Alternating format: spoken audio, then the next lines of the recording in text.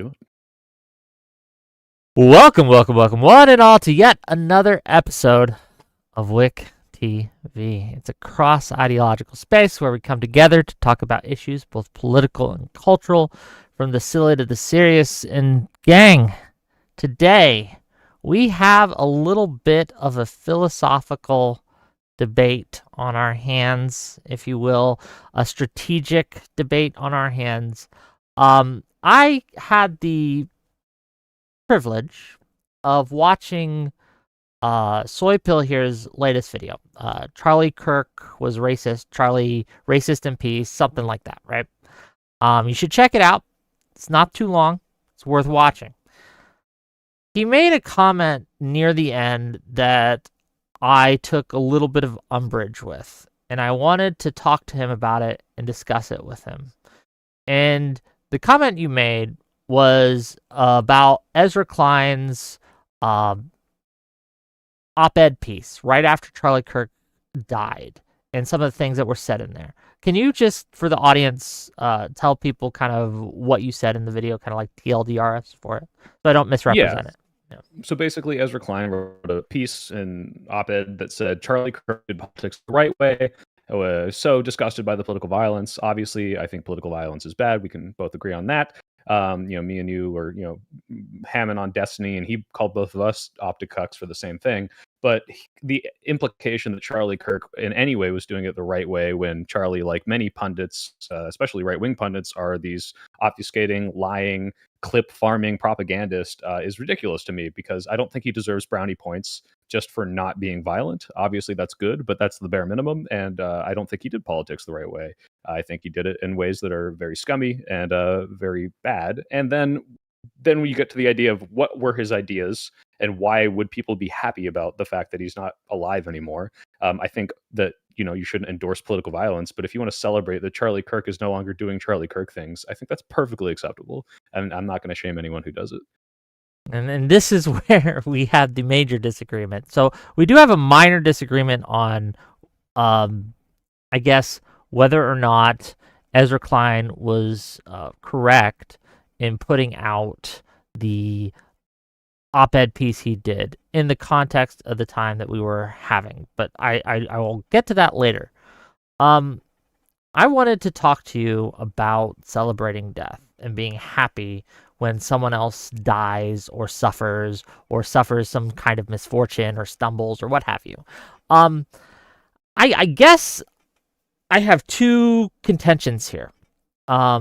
And you can decide which we talk about first. And I think both of them are interesting. I think they're semi-related, but we'll get into it. The first contention I would have with this is that I think it makes you less good of a person when you start to celebrate the death or the misfortune of your enemies. I think it lowers your ability to empathize with others. It helps to dehumanize others. And I think it, again, it's not the hugest deal in the world, but it does make you a bit of a worse person. That's my first contention. On a moral aspect, from a moral level, on a philosophical level, I think it is bad to be happy when something bad happens to someone you dislike or you hate, even if they are a bad person objectively. Even Hitler, right? Even Osama bin Laden, okay? I'm serious. No, I'm glad you're giving these examples, because this is the first thing I want to talk about. Yeah. The idea that somehow this is morally reprehensible to celebrate the death of an enemy. And I was going to go through a spectrum of things, because Charlie Kirk, I think, is way more near the middle, near the fence. How many Hitlers is he on a scale of like, is exactly like 0.2 right. Hitlers, 0.5 Hitlers? What are we talking about? I was going to start at the extreme, right? So you think it's bad for people to celebrate Hitler dying? I think it makes you, it's immoral to celebrate the death of Hitler, yes. If you were... What makes it immoral to celebrate Hitler's death? All right, Whick, you see a Jew has just been liberated out of a concentration camp in Auschwitz, and someone lets them know, by the way, also Hitler just died. And you would go up and wag your finger and say, how dare you? I don't think it would be moral to scold them at that point in time, given the thing that they just suffered. But I do think that it would be better for them if they, instead of celebrating the death of their enemy, celebrated the fact that they were free from oppression. And there is a difference here, and I want to hone in on this difference. There is a difference. Is there a difference if their oppression ends because their enemy dies? It's what you celebrate that matters, right? If what you're celebrating is like, oh, yes, I'm finally free.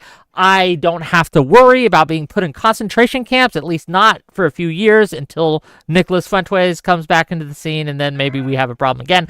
But, right, I think there's a difference between that and someone going like, yeah, that fucking guy, I hope he suffered. I hope he was, like, I hope he's burning in hell right now. I think that there is a substantive difference between celebrating these two things. Do you understand what I'm getting at here? I understand what you think. I fundamentally disagree. I don't think you can somehow separate the idea that the person who is making your life abhorrent and torturous dying isn't good, or you shouldn't be celebrating it, even though the thing that they did was bad, because a person is absolutely connected to the actions that they take. And if dying is the way you stop those actions, then you can absolutely celebrate that. There's nothing wrong with that, especially in the case of Hitler. Obviously, there are cases, there's a spectrum to this, and you and I would agree, like, hey, I have a teacher who's mean to me and they died. Yeah, that would be pretty, I think, maybe bad for your character to celebrate the fact that, well, your teacher isn't super nice to you, but like you shouldn't want them to be dead. That's like a very extreme thing. But the fact that you wouldn't even do it for Hitler, that you would scold, I mean, obviously you understand it would not be the time or the place to scold them post liberation, but the idea that they're somehow at all morally a moral failing on the character of a Jewish person celebrating the end of the Holocaust because they killed Hitler is so ridiculous. Like I want to call you an optics cuck. Like how, like what is you can call me that if you like, but you'd be wrong. And what's wrong with it? What is wrong? What is the moral stain of celebrating Hitler's death? Hate, as well as empathy, are habits. They are habits. They are skills in a sense, right? The more we do it, the more likely it is we are to do it in the future. And when we stop doing it, let me finish, right? When we stop doing it, right? Or when we turn off our empathy for someone simply because they're a bad person, it makes it harder to start up again. It's a habit, and it's habit forming. And when you begin down that path of even justifiably in your mind hating someone who died enough to celebrate their death, it makes it easier to do it. It desensitizes you. Yeah, no, I mean, what you're saying is like this slippery slope argument, and I don't even necessarily disagree. I don't think it's 100% fallacious, but you're ignoring the idea that there are ever criteria where it makes perfect sense to celebrate someone's death. Like, again, we picked the extreme case. I can't believe you're defending this one, which is Hitler, versus like, yeah, if you start to celebrate any person who's negatively affected you's death, like every time, like this is kind of like that Black Mirror episode where it's like, okay, someone says something mean to you at a coffee shop, bam, 1 star out of 5. Suddenly they're a pariah. Their life is ruined. It causes this weird like social animosity where everyone's always at each other's throats. Everyone just wants everyone else to always be positive to them. I understand that. But that's not what we're talking about. We are talking about someone living in abject, destitute misery, their family being slaughtered, and the end to that, celebrating the end to that, which can only come in certain cases from the death of the person doing it, and that somehow being a path towards normalizing it. Well, I don't think that celebrating Hitler is going to lead you to celebrating if you're like mean teacher got hit by a car. So this is why it's like ridiculous to me that you can't somehow separate these two things, one being the extreme case of someone doing something awful, abjectly awful to you, just one of the worst things a human being can do to someone, and being like, thank God that fuck is dead, and then saying, well, this might lead to people celebrating deaths that I'm not okay with. I don't get it. I don't know where you're coming from. I genuinely don't see how these things can't be a dichotomy in your brain. Because I don't think you can disconnect these things. Humans don't really disconnect these things. And doing it once makes it more likely you will do it again and again. And this works both for the hatred and also the empathy, right? And I think it's a very, again, slippery slope. But it's not fallacious, right? It's actually slippery. And I started at the high end. And look, I'll be real with you. The chances of it going further for a lot of people aren't very high. But the fact that the chance is there and not celebrating it costs you nothing. You lose nothing. Like nothing is lost if you decide to take the better route. And in fact, you do gain something by taking what I would consider the better route. You exercise your empathy.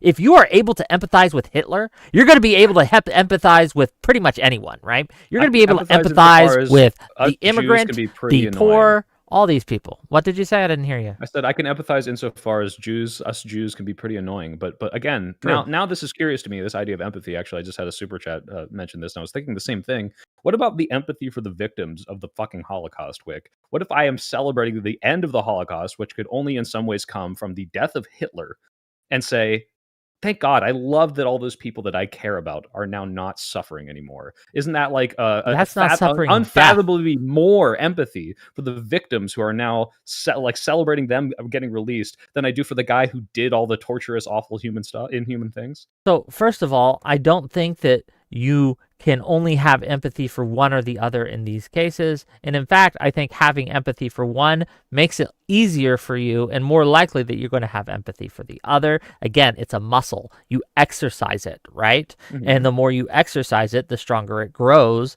And again, I would argue that celebrating the fact that these people have been freed from the concentration camp is not the same thing as celebrating that Hitler died. These are very different things. What if Hitler things. dying is the reason that the concentration camps were liberated? Or let me give you a more modern example. Okay. What if killing Putin would end the war in Ukraine? Then Putin should die. I'm not a pacifist. I think that people should... Would you celebrate that Putin is dead? No. I would celebrate that Ukraine is free. What if Putin dying was the way that Ukraine is to be free, and you're celebrating the fact sometimes that that's a necessary thing, but I don't think we should celebrate the fact. Like, well, let me ask you a question, right? If we had a cop, okay, and this cop, we recognize that laws have to be enforced. Bad people are out in the streets. We have to put them in prison. Sometimes a bad person has to be killed. Every time this soldier or this cop took someone in or arrested someone or killed a bad guy, even if they're like the worst of the worst, like the mini Hitlers of the world, okay? They got off sexually to it. They would publicly be like, yeah, I loved when I shot that guy in the back of the skull with the bullet, and they start like jerking it a little bit on the screen. What would you do you think that person should be in that position? Like as a soldier, cop, executioner, or whatever, would you be comfortable with someone who gets sexually and derives sexual pleasure and celebration after they kill their enemies? Depends on if it makes them a more effective police officer. I mean, if I'm taking it seriously, if you had some sycophant that got off to the violence of being a police officer, the police officer's primary purpose is not to commit violence. It's to enforce the laws. And if they're seeking out violence, if they're seeking out that sort of sexual gratification, then yeah, I can see how that would be a problem because they're probably going to do a bad job. They're probably going to make judgment calls that will put them in more violent situations. Yes. And if this is at all analogous to a Jewish person celebrating the end of Hitler because somehow then they would be seeking out the death of more, I don't know, dictators or persecutors or Holocaust people, like people who like perpetuated it, I don't think that's a problem. I don't think that's a problem nearly close to your analogy where you don't see out more violence. How it might become an issue if someone derives pleasure from the suffering of others that they consider bad. You don't see how that could end up creating this kind of perverse incentive where they would continue to seek suffering of others. I just admitted, yes. If in your cop example, that's a perfect example of, this could absolutely be bad, especially because this person has power over society. But I would argue, I would argue that this happens on a smaller scale too when we celebrate the death of our enemies. Show me an example of the people, well, actually, I can think, well, let's see if you do. The people who celebrated the death of Hitler, that mindset leading them to more hate and not happiness and gratification that their suffering is ending. You don't think that the fact that some people celebrated the death of Hitler kind of messed them up emotionally, morally, anything like that? You don't think that occurred at all in no instance? Not even a little bit. Well, not even a little bit. I let's say this. I celebrate the death of Hitler, or the death of Osama bin Laden. Do you think this has somehow made me a worse person? This has clouded my judgment, and it's going to lead me to more violence. I think it makes you more likely to dehumanize other people in the future. Yes, I absolutely do. Okay, so the option to... Well, do you think that that's bad? Dehumanizing people... Can we agree on this? Dehumanizing people who don't deserve it in general, as a rule, shouldn't do it. Bad. Sure. I Okay. wouldn't even. In fact, even for Nazis, I think dehumanizing Nazis is bad, not because they don't deserve some sort of vitriol and bad treatment, but because when you dehumanize Nazis, the implication is that they're somehow this superhuman, monstrous like abnormality that pops out of nowhere, and not real people like me and you that are led into dangerous ideologies. I think that's the danger of dehumanization in any case. But yeah, and it lets you. Perpetuate violence against people who may or may not deserve it. But the idea that because I might demonize Osama bin Laden, who is like a mass murderer and perpetuated evil around the world, is going to make me more likely to demonize someone who doesn't deserve it. Maybe, but somehow that's bad. That's worse than not being able to celebrate, like, oh, thank God my fucking killer is dead. Thank God the family of mine in New York that got exploded is finally feeling vengeance against a terrorist. And that's why, like, I'm glad you're picking the extreme examples here, because I was going to fight you on like, okay, what about Donald Trump? What about Charlie Kirk? What about like Nick Fuentes? What about these pundits that maybe are causing misery, that maybe are spreading evil ideas, but like ultimately, like they themselves aren't like causing direct harm to you. Maybe the president obviously is different, but like especially the pundits aren't doing this. So like the Charlie Kirk is like this. I think an edge case. It could go either way. But the fact that like you're not allowed to celebrate any single person dying is insane. Like obviously there are Whoa. plenty of ways that this could go poorly, but you're weighing the moral implication of celebrating the death of someone doing one of the worst things in the world versus, well, maybe in the future you might dehumanize someone else, so therefore you shouldn't do it. Like, what are we supposed to do on V-Day? Just be like, all right, everyone, like the war's over, but it's too bad about the Hitler guy. I wish we'd have caught him alive and he could have lived a good old life. Well, what? What? Which society would you rather live in? The one where they celebrate the deaths of their enemies, take trophies, hang them high from the rafters, right? Put them on the walls, have a grand old time, or the one that, again, removes their enemies, but they don't take any joy in it. They do it as a matter because it needs to be done, like taking out the trash. It's not fun. It's not exciting. You shouldn't be like, yeah, I'm taking out the trash, but you need to do it. In your hypothetical dichotomy, I choose the more empathetic one, but I don't think that America is taking Hitler's scalp and pinning it on the wall as a trophy. They're like, we fucking got him, boys. Although he got him, so we didn't get him. But the idea that, like, yeah, thank God we fucking killed that piece of shit is not somehow so like the stain on society. It's not some horrible thing where it's like, oh God, we're disgusting because we celebrated the death of one of the worst human beings in the world. Again, I'm taking the extreme examples because I think that it illustrates the point. Let's use Osama bin Laden, right? You brought him up. Sure. Do you think that the people in America have used the hatred that, and you may even feel this is justified, that people feel towards Osama bin Laden? Do you think that our politicians have used that to maybe put forth legislation or enact policies or executive orders that have led to bad outcomes for Americans? And the politicians have used that celebration, the fact that you have hated this person, as fuel and permission to do these things.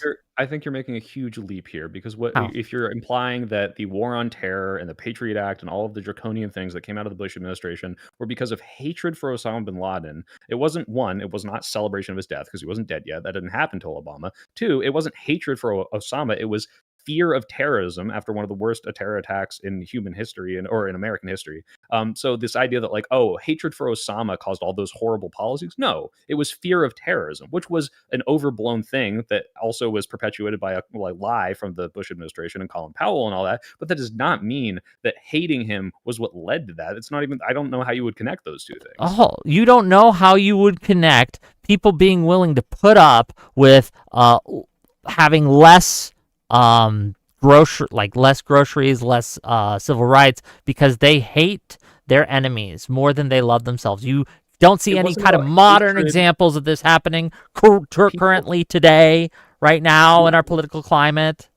If I'm to project what I would imagine the Whick ideal government into 2001 post 9/11, it would not be, well, we don't hate them, so we won't do draconian laws. Everyone would still be scared of the next terror attack. They would say, well, I understand why he did it, and it sucks. maybe he had his reasons, and we have to stop him. And it's maybe You don't hopefully have we to can like the capture him, guy. but we got to get after him and make sure he can't do it again. Not, oh well, I don't hate him, so I won't do anything to prevent this from happening again. I won't be fear baited into passing TSA laws and all that. That's going to happen anyway. That doesn't happen because you're celebrating the fact that he's dead. That doesn't happen because you hate him for killing Americans. This is like completely untied. I don't think it's untied. I think it's very tied together. It's very connected. I think that we're currently seeing in our public discourse, in our politics, people who are so hateful towards the libs that they're willing to own nothing as long as they can own the libs. They are willing to own nothing as long as they're willing to own the libs. And this is not, this is new. And it's not something that came overnight. This has been step by step by step by step by step on this moral ladder of people excusing, celebrating, right, the death or harm to their enemies and taking pleasure in that. So much so that they are willing to sacrifice their freedoms, their prosperity, everything, if all it takes. They just want to own the libs one more time. It's addicting. It's an addicting thing. Owning the libs and hating your enemies in the way that MAGA does, that has been perpetuated from the Tea Party, all like the Bush admin, all the way up till now, is not the same as celebrating the death of your opponent. Even MAGA, to an extent, didn't celebrate Jimmy Carter dying. I bet if Joe Biden died, there'd be some people celebrating. I bet most MAGA politicians would not be out there cheering that Joe Biden died. I really don't. I think there'd be a good chunk of it. But that's the idea the strategic that, thing. But we're talking about the moral thing. We'll get to the strategic thing in a second. But what I'm saying to you is, some of them might be happy that the guy they think is evil is dead, and maybe they'd celebrate it more behind closed doors. But these people wouldn't be out there being like, "Oh, good, like this guy was basically Hitler." And so like this, now you're trying to tie like MAGA own the libs ideology, which we both agree is bad, to somehow this is downstream of people celebrating the deaths of their opponents, which has been happening for hundreds of years, far beyond like American existence. Like, but there's hold on. Yes, it has always been with us, but we have had philosophies, religions, etc., books, stories, fables, all of which warn people against celebrating their enemies. I mean, look, it's in Proverbs, right? You can, like, what's that? Hold on. Let me get the quote up. Celebrate not the misfortune of others, lest you begin to seek it. Do not gloat when your enemies fall. Right? This is something that we have been taught by our philosophies, not just Christianity, not just Judaism, but it's there in Buddhism and all these other philosophies, because we recognize what we turn into, what happens to society when this becomes a thing, when people start celebrating the death of their enemies. It's addicting. It's an addictive substance. It's like meth. The problem is, what I'm saying is, I can't believe you don't agree with this, that there are certain circumstances in which the celebration is tied directly to the cessation of the bad thing.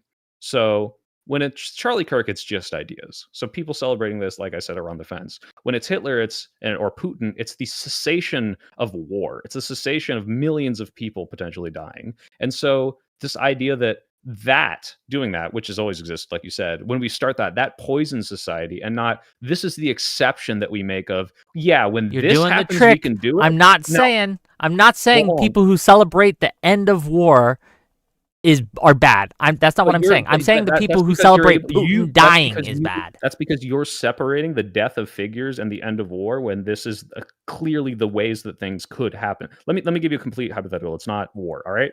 Let's say you had a rapist, okay? Every day, they're like, Whick, 3:00, it's raping time. They rape you, Whick, all right? All right, now they say, hey, if I ever get caught and I go to jail, as soon as I get out, I'm going to find you, I'm going to rape you again, Whick. It's 3 p.m., it's raping time, okay? And then, this isn't going to end, and then they die. You are now not allowed to celebrate the fact that there is no 3 p.m. Whick rape time anymore, because why? Hold on. Again, I can celebrate there's no 3 p.m. Whick rape time anymore. But I cannot celebrate, when I say cannot, I said should not. Well, I should not celebrate the fact that someone else died. $10. from Sarcastic Warlock says, you are in a sewer talking nonsense about heroes. Why not debate a real hard right man? You want to attach it to Fuentes or some other clown at a bullfight? Engage with the true mythic man or shut the fuck up. I don't know what you mean by that. I don't know why you're real hard right now, but that's crazy. Yep, Whick, you were trying to detach the fact. The reason I posed this hypothetical, Sure. although it is funny, is the idea that you could only stop this thing if they're dead. Locking them up will only prolong it. I think that's okay. Running away, I think it's okay to remove an obstacle, yes. Right, and you can celebrate removing that obstacle, right? Again, no. You can celebrate that no longer you will live under the threat of rapins, okay? But if you're like, I'm glad that bastard died, I hope he suffered, I think that makes you... You're attaching that extra part at the end. I hope he suffered. You don't have to celebrate the fact that he was in pain. Maybe it was quick. Maybe you got him with a quick blow to the back of the head. You didn't see it coming. He didn't even know he was going to die, all right? Now that we know this person didn't suffer, you're not celebrating his pain. You're not celebrating torturing him. You're not celebrating any sort of psychological damage. You're saying, this ended because he died, and I'm happy about that. That's wrong, because you're somehow able to semantically separate these ideas. I'm saying you can't separate these ideas. This man dying was the only reason the bad thing happened, or stopped happening. Okay, again, this is going to be the major disagreement we have. I think that you should, and in fact, it is necessary to separate these things, because if you don't, if you keep tying them together, right, it creates a permission structure for people. Because why shouldn't you just celebrate the death of Trump? Let's use Trump as an example. Why should you only celebrate his death? Why not celebrate the politicians who supported his death? Because they going away makes him less powerful and less able to do his things, right? Why shouldn't you celebrate that? Why shouldn't you celebrate the voters who voted for him dying? Let's take a step back. Okay. Would you celebrate Trump losing the election? Yeah, sure.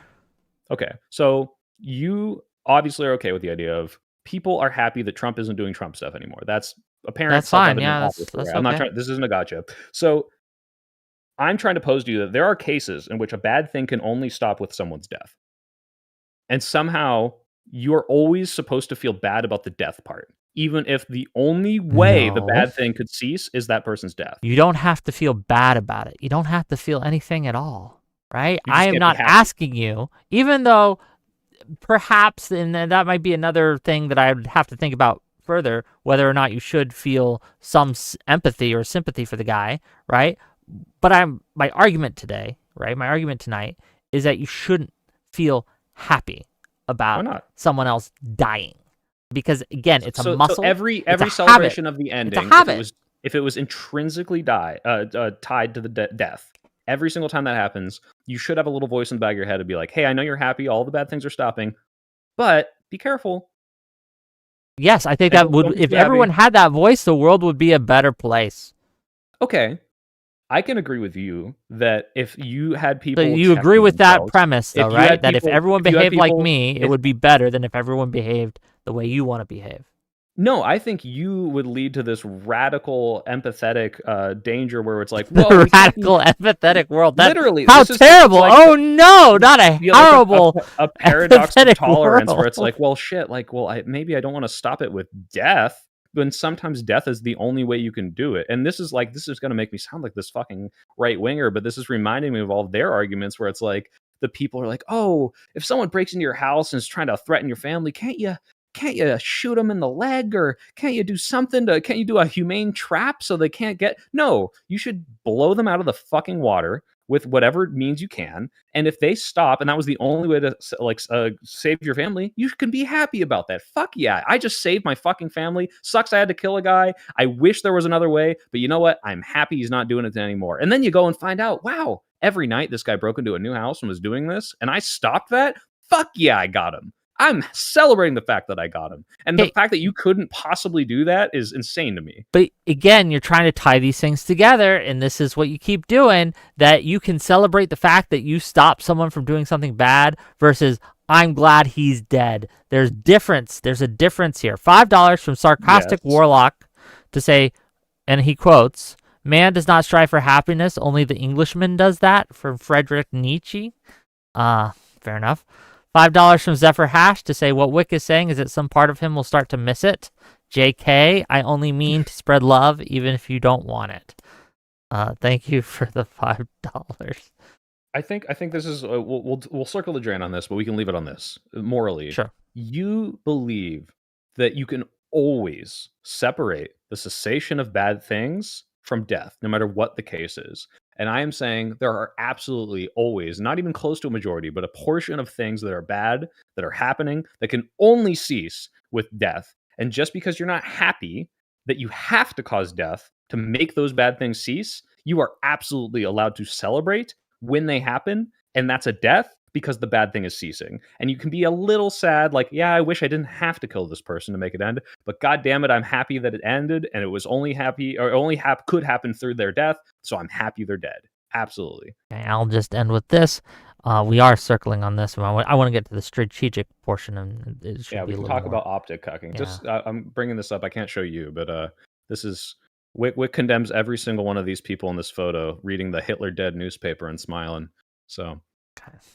It depends on Veterans Day, Wick. It no depends less. on why the Veterans Day was yesterday. First of all, Whatever. Who gives a shit about them? Oh yeah, whatever. The veterans don't fucking matter, right? But regardless, I think that hate is addicting, and the more you do it, and the more you're happy when harm befalls others, even no matter how justified you think it is that harm befell them, no matter how necessary you think it is that harm befell them. When you get a dopamine rush, when you start to feel celebratory, when you start to throw a little party, even in your mind, that when these things happen, I think it makes you, it's addicting. You seek it out. You begin to seek out more of this. And if you can't find your hit when an evil person gets their comeuppance, you start to lower your bar just a little bit, right? And I think this happens. Well, are you gonna let Anna back on? Oh, I gotta interrupt and say I want you to bring Ukrainian Anna on and tell her that she would be a bad person for celebrating the death of the guy who's Shahid droning her every night. I have told her that. We have had this discussion on stream. You can go what did watch. She say to you? You can go watch. She didn't agree, obviously, but I did. I absolutely did tell her this. It's a lot easier for you to say we're not being shahided every night, right? I don't believe that like she's like good bombs things are exploding all around her. Hold on. Her friends and family next door dying. I don't think that the argument that it's hard to be a good person. In your heart, Anna, that you fear. Hold on. I don't think the argument is sometimes it's harder to be a good person is a convincing one. Yes, that's just true. I'll just grant you that. Sometimes it's very, very, very hard to do the right thing because you have every incentive in the world telling you not to do that thing, right? Every incentive in the world is telling you you should indulge yourself in the hate. You should indulge yourself in the celebration of your enemy's demise. But I would argue, and as I have, that it makes you worse as a person. $10 from Sarcastic Warlock to say, thank you, Sarcastic Warlock. You were very generous today. It says, struggle is the father of all things. It is not by the principles of humanity that man lives or is able to preserve himself above the animal world, but solely by means of the most brutal struggle. Okay, let's get to the strategic element of it. I'm sure you've seen, let's start with Charlie Kirk here. I'm sure you've seen the memes, right? I'm sure you've seen the people. I've never seen or made fun of Charlie Kirk. No? No, I've seen the Kirk. Everyone's Kirking it right now. Straight up Kirking it. Straight up Kirking it. Okay. Do you think that is helping us politically? It depends. So I post Charlie Kirk moment a week or two after, I said, fucking A, this is awful. They're validating their victim complex. They're going to use this to crack down on free speech. They're going to use this to take gun rights away from trans people. Now it's been, 2 months? And I'm like, never mind. Everyone kind of forgot. I don't care because they were doing this 10 years ago, before any political assassinations. They were doing this for years. They've been demonizing us. They've been saying it's the radical violent left. They're vermin. They're fascists. Every single bad thing that they ever said after Charlie Kirk, they were saying before.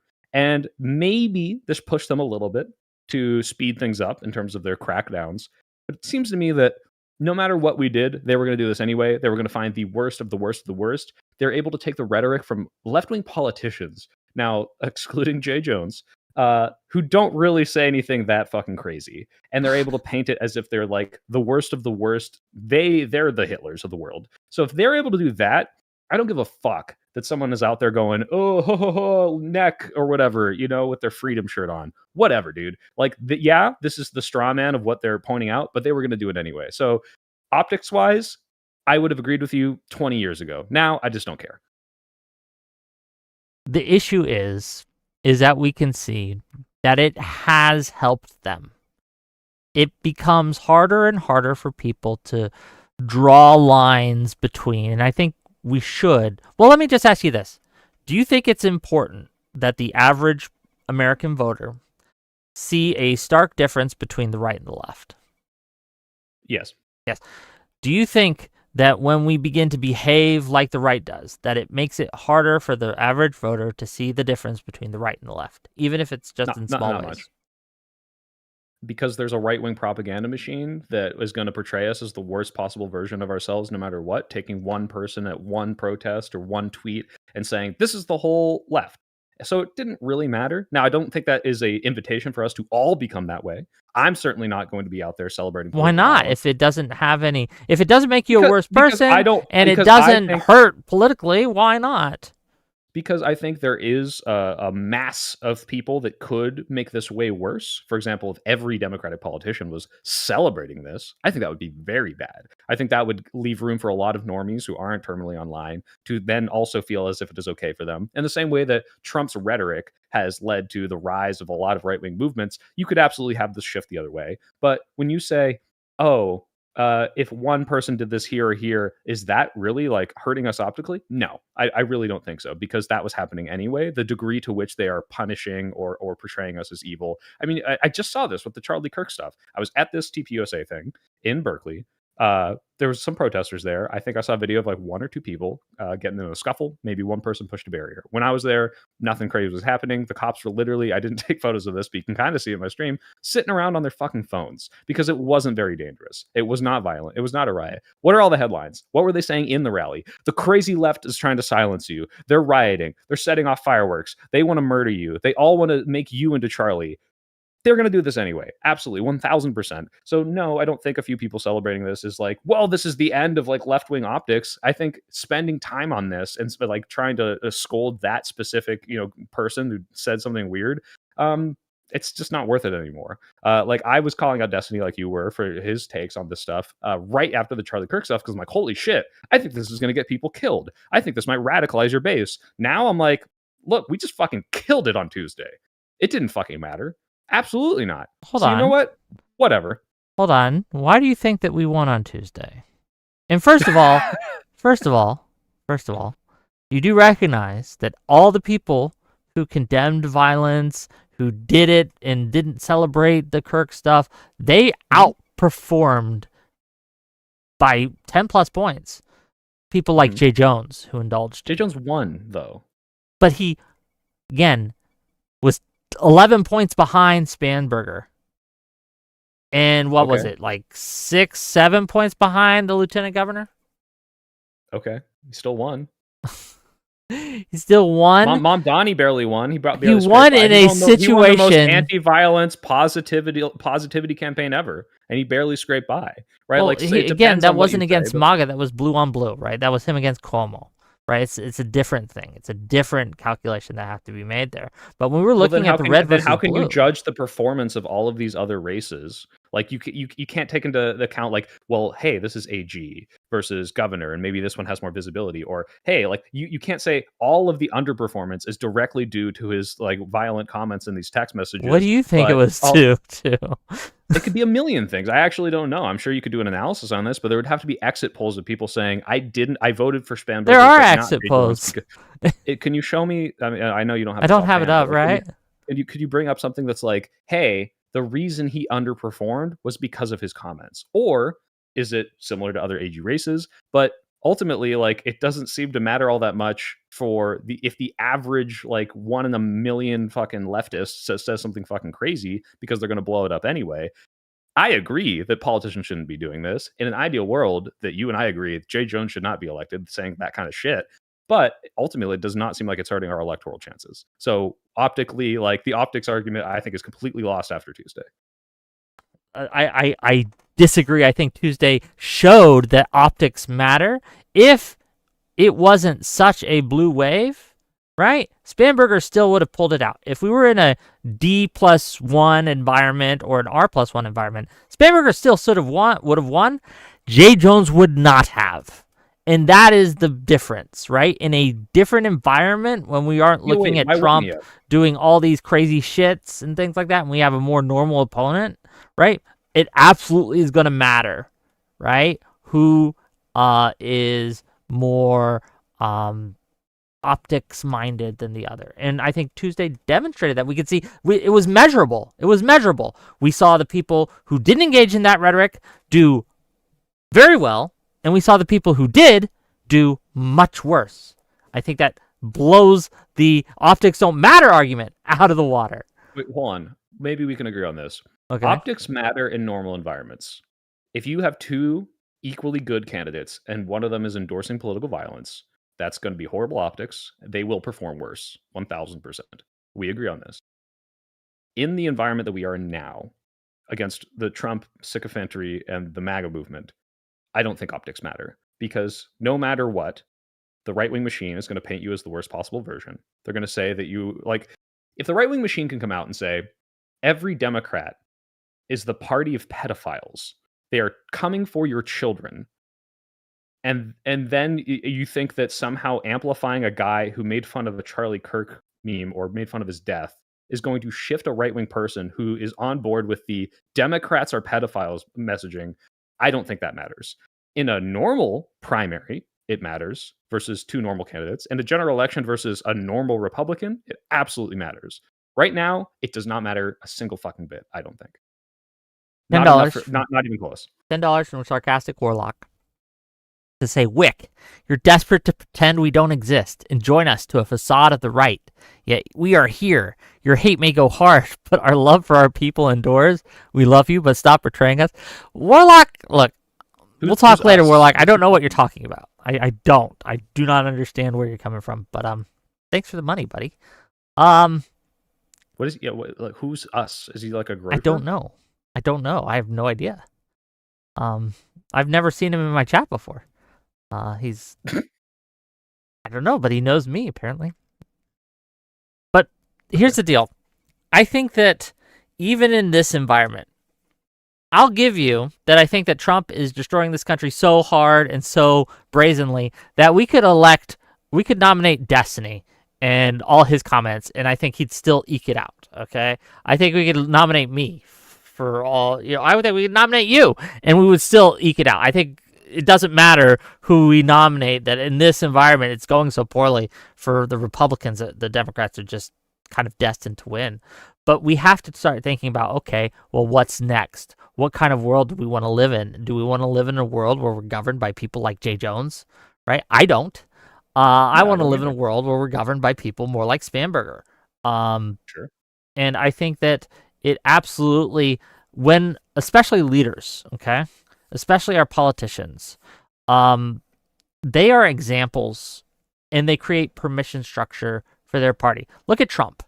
Trump, being as bad as he is and as rhetorically abhorrent as he is, has created a permission structure for the worst of the worst on the right to rise to prominence, to gain power, to normalize all these kinds of not only violent rhetoric, right, but hateful rhetoric and things like that. I think we can agree on this, yes? Yeah. Okay, so again, when our politicians start to celebrate the death of our enemies, cheer it on, say things like Jay Jones does, I think it also normalizes that for us, and I don't think that's going to be good. But that's not happening yet. It's not happening? What do you mean it's not happening? Even Jay Jones wasn't celebrating the deaths of other people. He was saying, if you read the text messages themselves, which again I disagree with, and in the same way you do, but it seems like maybe Yeah, you've misinterpreted. we've He was already saying throat cleared on that. We're good. Okay. maybe they should suffer from their policies. Maybe her children need to die in her arms or something like that, right? It's not, oh, I'm so happy that my opponents died. Even our mainstream politicians aren't doing that. I think it was close enough for government work, man. Like, Actually, if you want to say the real example, you can go back to the Saddam Hussein clip. Although this wasn't his death, where they say, "Ladies and gentlemen, we got him," and everyone fucking celebrates fist bump because yeah, fucking fist bump moment. But like yeah, in the same way when we got Osama bin Laden, fuck yeah, we fucking got him. Like I don't care that he died in that scenario, and I care that we got the guy who is gonna keep perpetuating terrorism. Like it's insane to me that like yes, we can talk about our democratic politicians leading us into a slippery slope of normalizing people, dehumanizing people.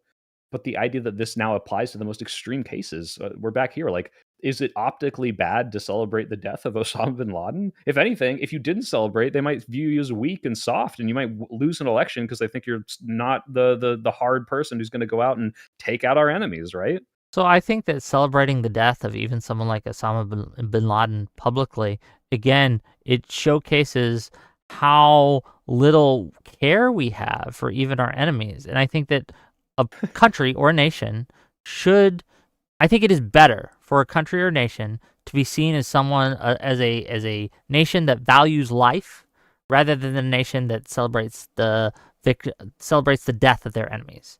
And again, celebrating victory versus celebrating death of enemies are not the same.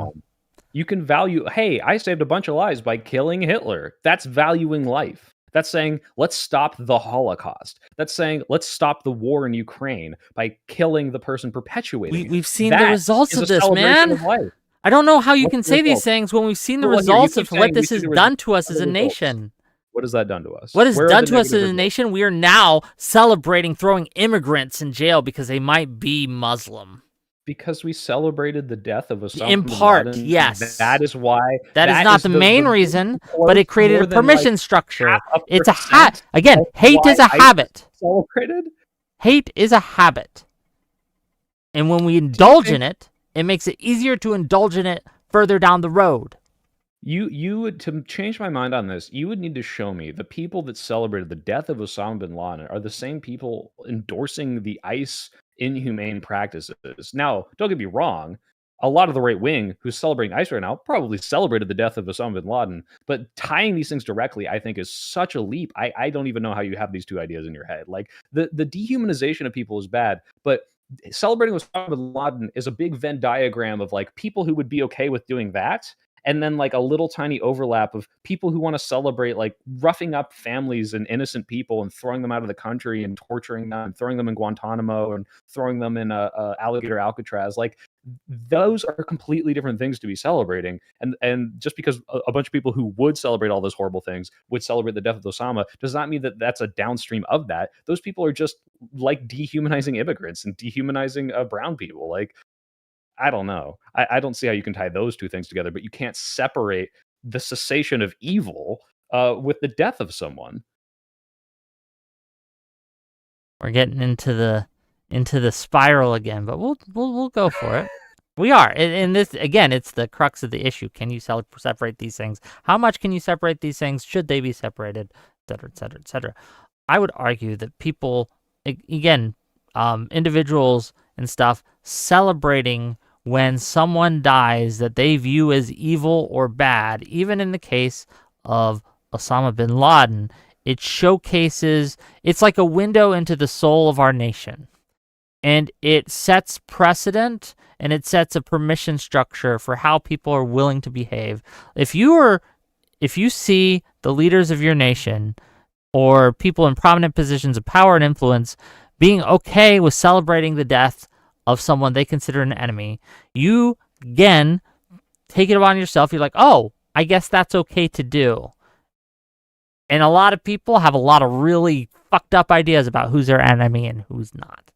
And if we had a different culture, because we do need to compare the differences here. Is there a culture that exists where this idea is kind of like seen out that you can show me, like where no one celebrates the death of their worst enemies? I can think of religious cultures and things like that where this is again, I would point to um, actual Christianity. I would point to Buddhism. I would point to these things where, yes, absolutely, these things are frowned upon, and we look to empathize rather than hate. And I think that one of the falls of modern Christianity is they've decided to reject that particular teaching, and it's made them all the worse for it.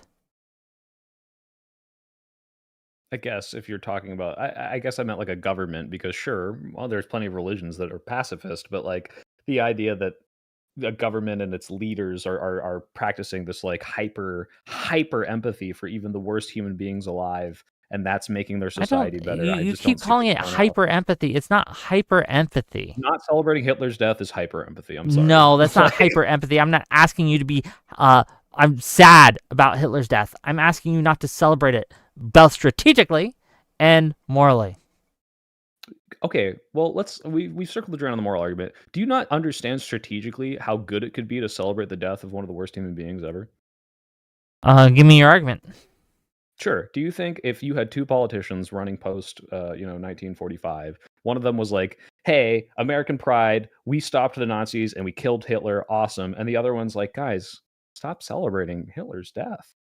Which one do you think is going to win the fucking election? Okay, I'm not asking you to scold people who do this. This is you keep sneaking this Well, you're in. not. Whoa, I'm whoa, whoa. asking you to say the hold on the politician who is like we saved Germany versus the politician who says we killed Hitler. Which do you think Well, yeah, resonates but more with voters? we can do both. The I don't think politician you. says we killed Hitler is saying we saved Germany and killed Hitler. Ladies and gentlemen, we got him. Not, ladies and gentlemen, I regret to inform you that Saddam Hussein bumped his head when we captured him, and we're doing everything we can to make his suffering less bad. Anyway, we stopped Saddam Hussein is going to do poorly compared to the ladies and gentlemen, we got him politician. $10 from Old School to say, Whick, if you think Dems are in the same universe as Victory in the midterms, I want what you're smoking. At least the crazy liberal fascism Soypill expresses will keep you from that. Liberal fascism. I don't understand the liberal fascism thing, but thank you for the $10. And yes, I think the Victory in the midterms is on the table. I think that we are cruising for a blue wave. I think that, again, in the context of American politics, well, as I said, if Trump died today, okay, Trump dead. Do you think it would be better for us politically to not celebrate it, to express some condolences and sympathy, right, and just say now we can get back to the governing our nation, right? And maybe we can turn a page on this. Versus, yeah, I'm glad he's burning in hell and posting all the memes you know are going to be posted, right? You probably got a few in the drafts, right? Ready to go, okay? I did because of that. I got baited when we thought he was going to die. Yeah, I think that we don't even look. We don't even have to go. What do you think is going to do better for us politically? Which path? Obviously, I think if Democrat politicians were out there celebrating the death of a president, that would be really fucking bad for our country. I think that would hugely divide us. I think that would hugely radicalize the right. And I think that, yeah, we would be in a much worse spot. But again, I don't think that even most Republican politicians would have celebrated had Joe Biden died in office. And I think that's a good thing. Now, if people do it, if the citizens do it, if my immigrant friends and family do it, if my trans friends do it, if any person whose life has been fucked up that works for the government in the past few weeks said, thank God that fucking retard is dead, I don't think that's going to divide our country. No, I really don't. I think it's going to make it harder for the Democrats to win. And I think it's going to be harder to get people who have been on the right onto our side because we have decided to make a mockery of someone that they, even though they shouldn't, but they do consider him to be one of them, to be their champion, to be their leader. I think it alienates people that we don't need to alienate for no reason. It doesn't help. Big dog. I got to say this, all right? Imagine a world where someone has still on board with MAGA after everything that has happened, and they're switching over when he dies because the left doesn't celebrate. That's the thing that switches them over. Who the fuck are you talking about? Who are I these think that people? there are people who just want to go back to normal, who want an The off-ramp. MAGA people want to go back to normal? Yes, I think there are people on MAGA's side who want an off-ramp, but we have given them no off-ramps. We have shown them what happens to people when they try to come back. We just mock them relentlessly. There's no way back for them in many cases. And we see this, a lot of extremist groups will do this on purpose. They will purposely separate I'll give you a great example, the KKK. Okay? One of the things that the KKK does during their parades and their rallies and things like that is they put their kids up first. Do you know why they do that? So people will spit on their kids. Because if they were in the back, you couldn't see them. No, because people will spit on their kids as they go. And they take their kids and say, see, this is how they treat you. This is what they think of you. They call you a little kitty fascist. I think even Jay Jones said these fascist little kids, right? I think he made a similar comment, right? This shows the kids that there is only one place where they're going to be ever loved or accepted, and it's a radicalizing tool that they use to keep people within the KKK, right? So every single meme that we put out about Trump dying and things like that is serving the same purpose. It is a bullet, an arrow in their quiver. Spitting on a child. Yes, they are using it for the same purpose. It is a similar tool. They're doing it anyway, is the point. Hold on, it's far less effective. You keep saying that they're going to do it anyway. Sure, they will. I'll grant you that, but it's going to be far less effective if they have less ammo. Okay, they're going to hurt a lot less people if there's less arrows in their quiver. Ammo. What I'm saying is the degree to which the ammo would be amplifying and changing whether or not they win more people over or fewer people move to us is not going to change because people don't celebrate it. Because one, it's going to happen anyway. So even if one person does it, it's already there. And I think the threshold, that the Rubicon, if you will, that shouldn't be crossed is when the politicians start doing it. That's when it's not okay. But just going, oh, well, maybe if 10,000 people didn't celebrate or 30,000 people fewer didn't celebrate. No, I don't think this matters in the slightest. Okay, I think that we can see this is demonstrably not true. Sarcastic Warlock for $5 says, I'm very sad about... Look, hey, dude's financing my stream. $5 for Sarcastic Warlock says, I'm very sad about his death. He had so much more work to do, and only in the best way. Love you, Whick, though you don't know what side you're on. Okay. And then a membership for 14 months, tier 2, Audacity, thank you. The orthodox chicken sacrifice style behavior of putting the onus for behavior on politicians. Thank you for the 14-month tier 2 membership. I want to talk about that last thing you said. You said this is demonstrable harm. Can you show me how? Sure. I think that the KKK example was a real-world example where we see how they use the actions of their opponents as fuel to further radicalize the people who are in their... Wait, hold on. I got to pause you because I want to make sure I lay out my criteria. Okay. I am aware that showing bad optics is a tactic that people will use. For that example to be evidence that you show me, you would have to show me that there was some significant margin of new recruits to the KKK that joined because they saw a child being spit on. Okay. In the same way that you would have to show me that people would have otherwise not voted MAGA or potentially gone on the off board because people were celebrating a Charlie Kirk thing. Okay. That's what I would need to see. Again, that's the evidence that would be like, oh, this is a very significant harm to the movement. This is changing votes in margins of hundreds, if not thousands, in key swing districts. Like, that's the thing I'm like, oh yeah, maybe we should discourage this more. And I don't see that. People are saying your mic's so quiet, but I have you...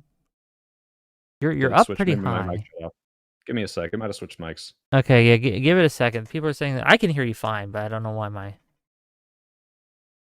But I do want to answer your question. First of all, I would say that, again, we're not talking about recruiting people here.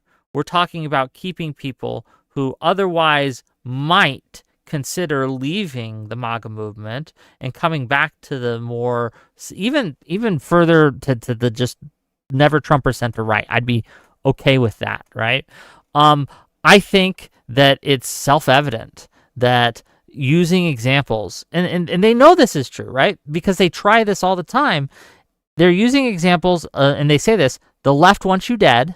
The left does not care about you. The left will laugh when you die. And they use these memes as ammo to do that. I think this messaging is going to be said no matter what we do, but I think this messaging has more weight the more examples that they have. Because everyone can kind of ignore, they're just blowing it out of proportion if you have it in onesies and twosies. But when they have a large amount to draw from, then it becomes more something that they're going to take seriously. How much more? How much more? It's a scale, man. I can't give you an exact percentage. I don't disagree. Well, that's the problem. Is I don't disagree with your premise that obviously giving them more ammo is going to make it easier for them. But the more and more I see this, the more right-wing accounts I follow and see what they post every single day. Right? What is the most one of the most pre-Charlie Kirk prevalent examples of this? Of they want you dead and they don't care, especially from the white nationalists. Maybe can you think of what I'm thinking of right now? I think they use the punch a Nazi meme a lot, and they'll do things like, punch a Nazi, they call you a Nazi. Remember, they call you a Nazi, they want to punch you. This is something that I've seen a lot. I'm thinking something much more recent, which is the stabbing of that Ukrainian girl on the bus, where a crazy guy who happened to be black stabs someone, and they're like, they want you dead. This is the Democratic Party. They endorse this. They are going to try to silence you. They. Who fucking celebrated that? Who got amplified?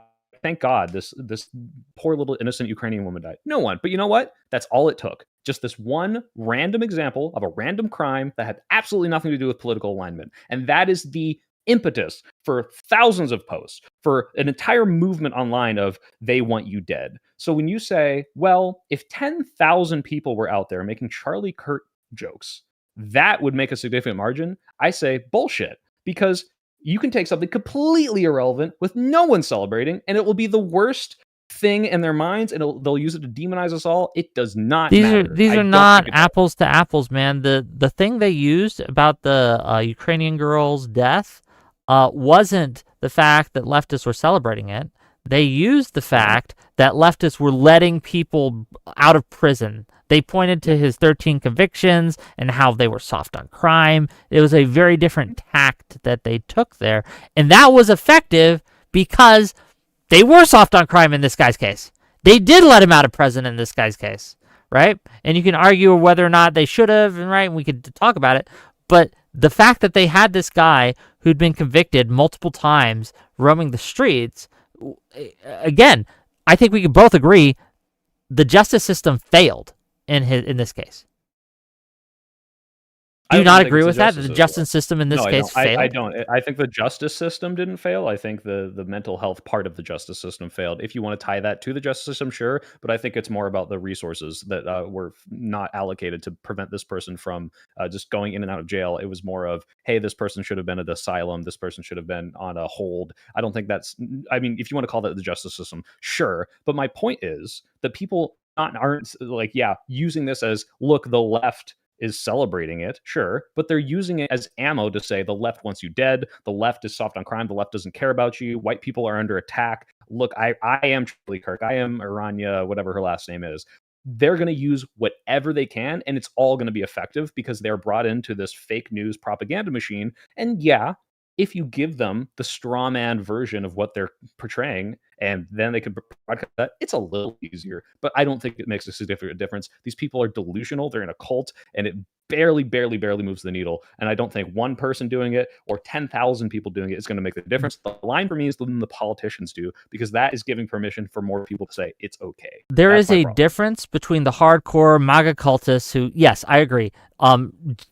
Again, I think we talked about this backstage. This is why I'm pretty black-pilled on the Epstein file stuff. I don't think it's going to matter at all because here, there's a. Let me bring it up. I'll show it on screen because I think it's worth looking at. Give me 1 second. Blah blah blah blah blah blah. I'll just pull this up. We can share the screen. You can share your audience there. I don't know if you can read this. Okay. 1 sec, it's loading. Yep. Yeah. Let me be fucking clear to every retarded liberal on this planet. I don't give a shit about the Epstein list. I don't give a shit if President Trump is on it. I wouldn't give a shit if Trump raped me. I wouldn't give a shit if Trump touched my kids.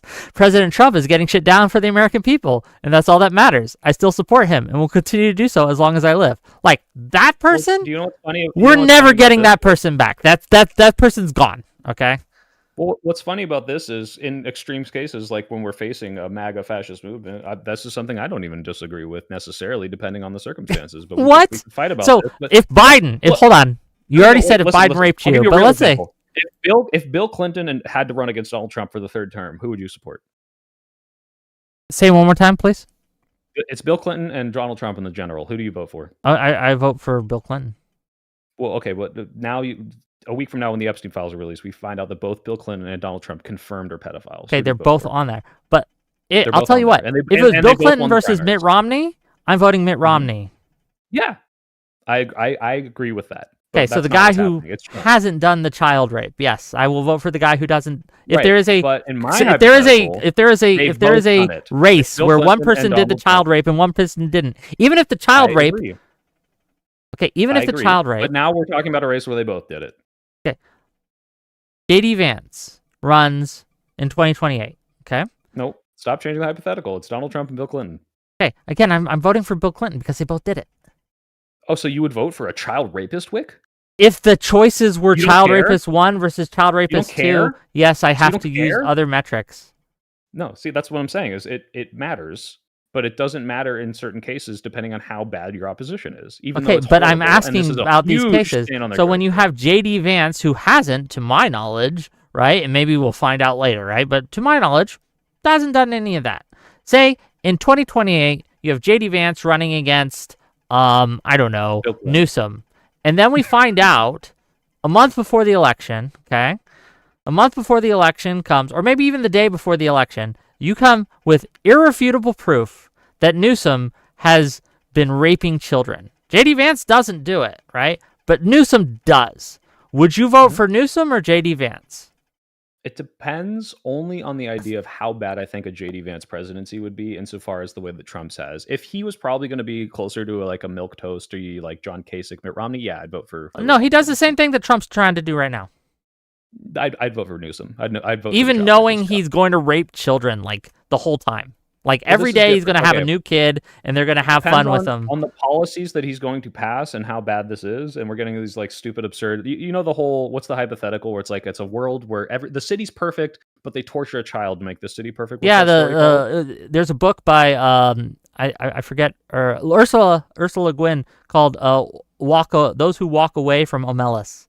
Right. It's a great book. Everyone should read it. Someone in chat does, Those Who Walk Away from Omelas. Thank you. Yes. Yeah. The idea is not... You know the story. You should walk away from Omelas, right? That's the moral of the book. In that book, yes. Sure. But here's the thing. When we're talking about the reality of how much does the character of the person I'm voting for president matter in terms of how they will affect the country, it matters insofar as how they will affect more people in the country. So if J.D. Vance is going to do all the horrible things Trump is doing, but he's a perfect goody two-shoes, he's never done a drug, he's never harmed a fly, that matters less to me than if someone, let's say, had a past of being a felon or a murderer or whatever, and they're going to do the opposite and stop that. I care less about that person's character and more about the policies that they're going to pass because that affects more people. Now, there is some calculus of what about their judgment? Right? What about how much they're going to pass those policies? Like, how could someone who professes to be pro-humanity also be a serial child rapist? That's insane, right? Obviously, all this stuff matters. But in this hypothetical world where, hey, how much do I value the character over the policy? I value the policy 100%, and I'm much more sympathetic to the Trumpers. The problem is the policy is also dog shit. So and just to be clear, have a non-Epstein list person they could vote for. Just to be clear, though, in the election where you had Newsom, who rapes a kid every single day during his presidency, versus J.D. Vance, who's going to pass Trump's policies. Now, to be clear, Newsom's going to make the country a better place overall, right? Newsom will pass Democratic legislation, Democratic policies. Will he drive crime down, potentially even like sexual crime against children because of his like good Democratic policies? Say one more time. Can you start that again? Do you think will his Democratic policies drive crime down and make the world a safer place for more Americans? But he gets to, as a treat, molested children because molest a child every single day. Would you bring him the child? I would absolutely vote for him over J.D. Vance still. Yeah. Would you bring him the child to molest? Right. If I knew that in Yeah, doing so, you know what? I wouldn't. The more children he molests, the better policy that he passes. Okay? How many kids? How many would you give up for I'd free have to get healthcare? the. Universal healthcare, everyone gets it. How many children would you bring to the Newsom rape machine?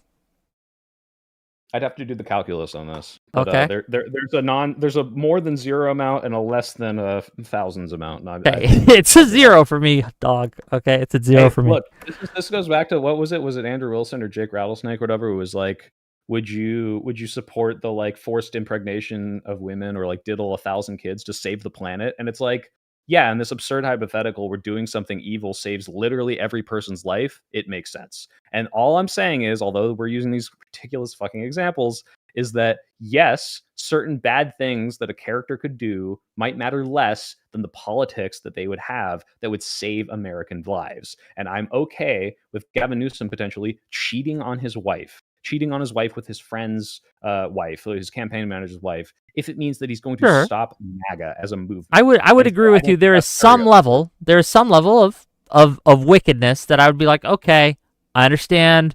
It's not ideal, but I get it. But I would stress to you that there should be a line. You can pick your line, but there should be a line that if they do these things, even if the other side is worse, you should be like, I am not going to support you. Wait, would you celebrate if Gavin Newsom stopped diddling kids in this hypothetical? Would I celebrate if he stopped diddling kids? Yes, I would celebrate kids stopped getting diddled. What if one of the kids that was getting diddled like found a hammer and bashed his head in to stop him? Would you celebrate that? I would celebrate that the kid stopped the guy, but I wouldn't celebrate that he died. Oh. So you heard $20. We would not celebrate if a diddler died. No, I wouldn't celebrate if a diddler died. $5 from sarcastic Warlock to say, as an extreme right-winger, I love you, Whick. I'm proud to fund you because one day you'll openly reject genocide and be on our team. Screw Kirk. What, this guy is like... I don't know. I don't get it. The Apple camera from like 2007 swirl effect and threw it on the political compass. I guess. He's somewhere in that little black hole. $20 from sarcastic Warlock. MAGA is the liberal for people who like guns. Don't you dare put the leftist Trump on my camp. Emperor Justinian and his god-awful wife played this out already, and it's foolish to misunderstand a walking straw man as the real deal.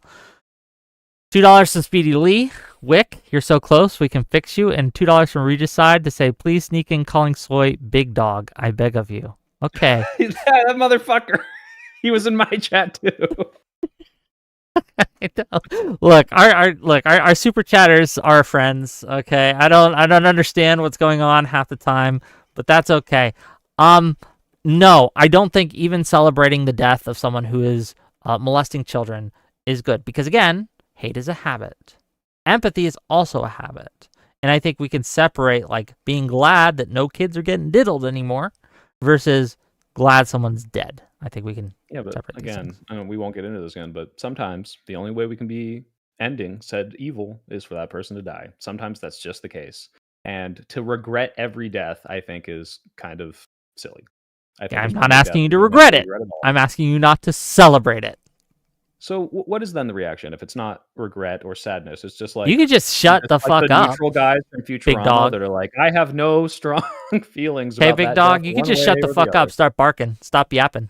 You could just shut the fuck up. You don't have to have a take. You don't have to have an opinion on a thing.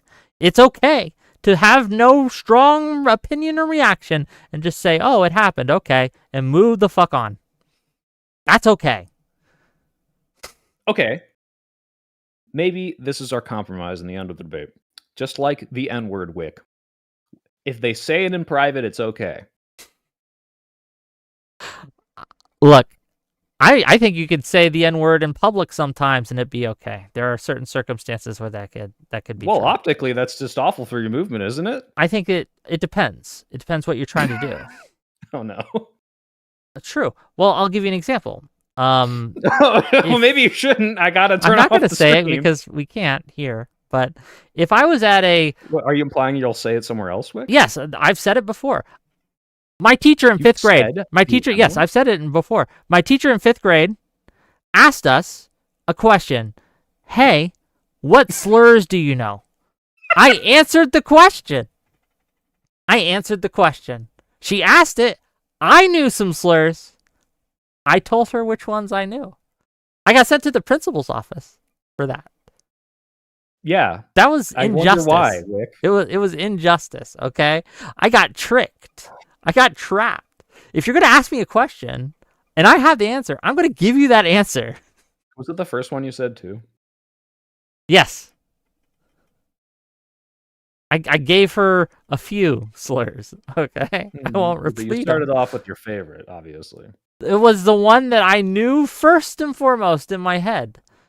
But I think that it's okay if, for example, you were describing a thing that happened to read that word. Like if you're reading Huck Finn, okay? Yeah. You can certain say words. it. Yeah. It's weird if you sitting there reading it and always volunteering for just that part. Then we have some issues. But I think it's perfectly okay to just it's not like a spell, dude, right? Like Okay, so what if people have an intrinsic happy feeling that they don't share? Do you think this is a stain on their character because this is the thoughts that are leading them down? But they're like, oh man, I'm really happy that thing ended. I'm not going to say it, obviously, because I agree with Optics Cuck Wick. But I am happy inside, and I'm just going to feel that and ponder it, and then let it go after a few days. That's also bad. I think that again, are we talking about like celebrating death in that context, correct? Yeah, they're happy. They're happy. Something like, yeah, you. I don't think you can control. And you're happy in your brain. Sure, I don't think you can control necessarily every single feeling you feel, but you absolutely can decide what to do when you feel that feeling, right? And you can train yourself to feel certain things less and feel certain things more. It's like you have at least some level of control over this, or you can develop it. And I want people to understand this. You can absolutely develop, right? This, what makes you happy, what makes you sad, to a certain extent. There's limits, and intrusive thoughts are a thing. If you get an intrusive thought and you think, wow, that's pretty shitty of me to think, and then you let it go, I think there's nothing inherently wrong with that. As opposed to getting an intrusive thought and thinking, oh, that's... That felt good. Yes. I want to think about like that more. That's a good dopamine hit when Hitler died. How can we get more Hitler death? Well, it doesn't stop there. It doesn't actually manifest like that. Again, we have... That's true. We did have the Nuremberg trials, and you got a few more hits with the head SS officers, and they hung them. But after that, they kind of tapered off. There's a big downward asymptote of Nazi head leader death and joint. Okay. I think we've hit a wall here. We've both made our points. Anything else you want to talk about today? Anything else you got for us? I don't know. I guess To summarize, optically, I can agree that it can be bad. I think we are in very extreme circumstances, and nothing that we do or say will ever be appeasing to them. I think that I made a whole video on this, right? Like, we can't become the conservative straw man. That would not be good. But there are limits to this. I think being happy or celebrating death, not really over the limit. Celebrating political violence, or the thing we got on Destiny shit about, where we're like, hey, it sounds like you're calling for more political violence, or at least refusing to condemn it. That's bad, because that is normalizing and potentially making more political violence happen. Now, I know he's clarified since then, and I think he worded it horribly. I don't think he wants that specifically, but we both agree celebrating the violence part is what leads us into bad spots. I said this in my video. I know we both agree. I know we both have our lines. Yours is just over by Hitler, and mine is over by political violence. So ultimately, I don't think it necessarily is going to lead to moral failings. I understand why you think it could, but I think, guys, if you want to be happy, someone who's doing bad things isn't doing them anymore, for whatever reason, you're good. Do we want to take calls if we have callers? That's something you want to do for a few minutes? Or do you got things to do? Yeah, I got 2.5 hours. So if you want to take callers for like 10, 20 minutes, yeah, let's do it. Yeah. So, gang, if you have been watching this, so first of all, $5 from Sartastic Warlock to say, I'm the only one donating. You people who think no one cares need to get against the wall. Deal with the fact that I exist. Embrace me like I do. Disavow. That's No, I political disavow violence. that. Don't go against the I laws. got a drink. Give me a second. Yeah, get your drink. Okay. So if you're here and you're like, Soypill, I think you're stupid, or Whick, I think you're stupid, and you want to tell us that to our face and you want to tell us why, okay? You can call in to the show to do so. I'll be providing the link in my YouTube chat. If you're in the Twitch chat, you can hit exclamation point Discord, and it'll bring you to the link. You click that link, you accept the rules, okay? And then, oops, here they go. And then you jump backstage, which will be at the top of the YouTube channel, or I'm sorry, the Discord. Pull you in, and you can talk to us for a few minutes. We'll do another 15, 20 minutes of this. Sound good? If we get callers. If no one wants to call in, I don't know what to do, right? But, yeah. So, the huge, empty nothing of a line here. Come on, guys. You don't want to take your shot? Can you DM me the link? I'll throw it in my chat too. I'm sure Sure, someone in my chat just want to hop in here. Yell at you maybe. Or me. Who can say? So our regicide probably come in and call both of us big dogs. Big dog. So, hey, big dog. There you go. Oh, there's someone. I hope I can post links. Okay, here we go.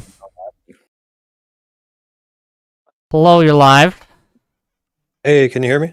Yeah, actually. What do you got for us? Yeah, so I wanted to kind of get Soypill to contend with what I feel is the better part of your argument.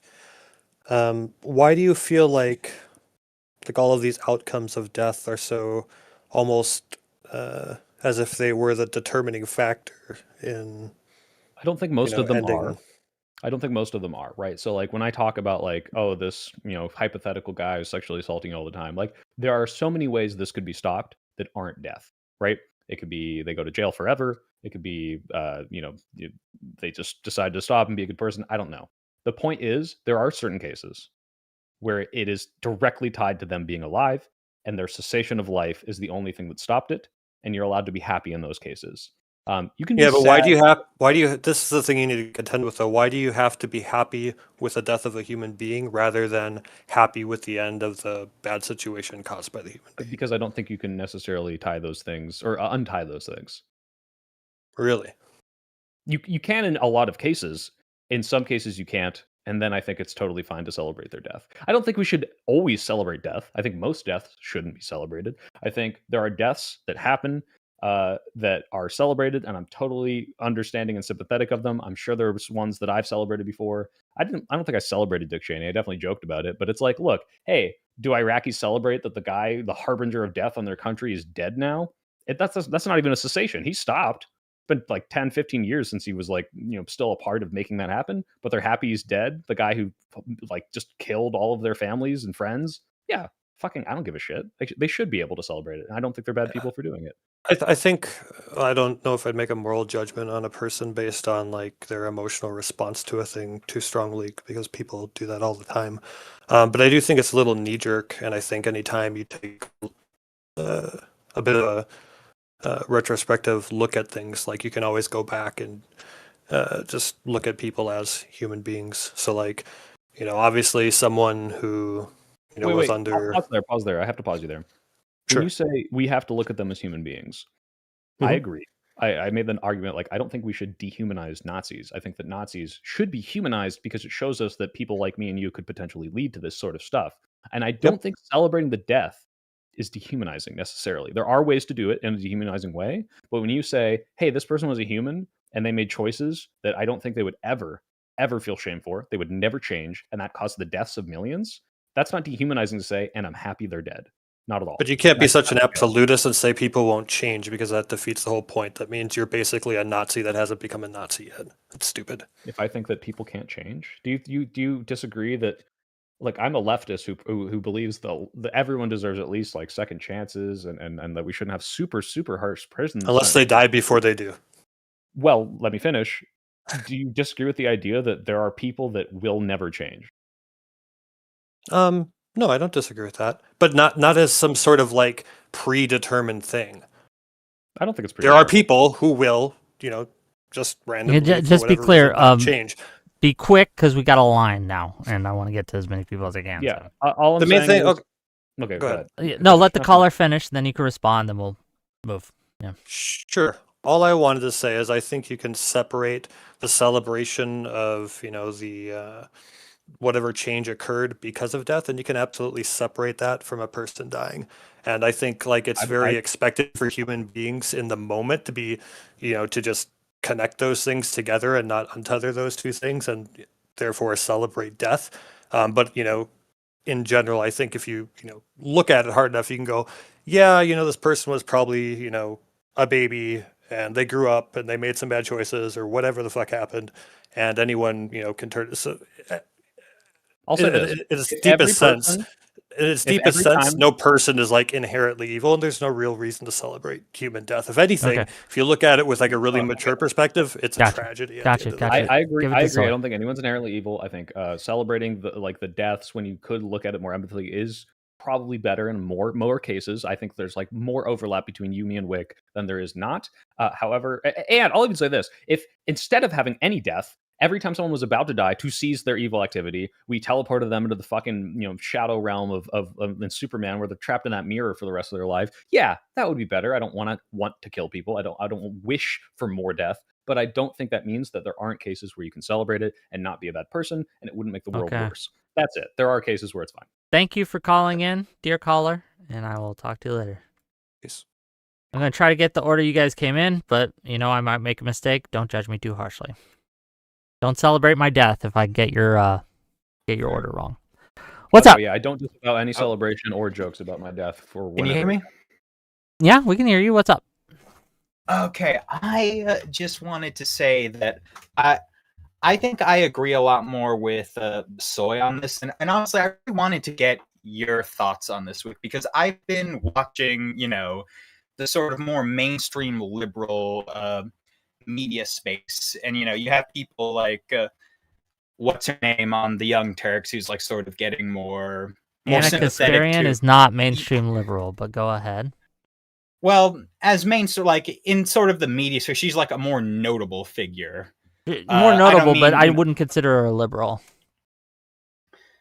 I would consider her sort of getting more conservative, but it's I guess that's a matter. Well, I guess besides your point, what's your question, buddy?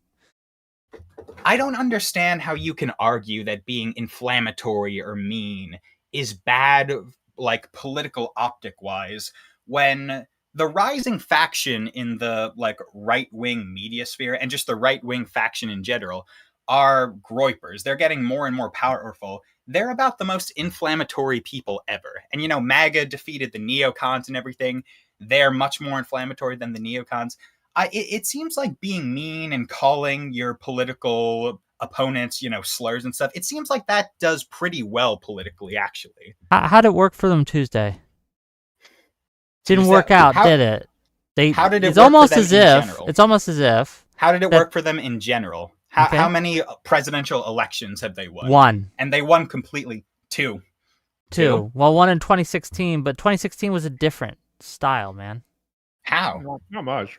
Oh, no, Not really. You don't see the difference in rhetoric between Trump 1 and Trump 2?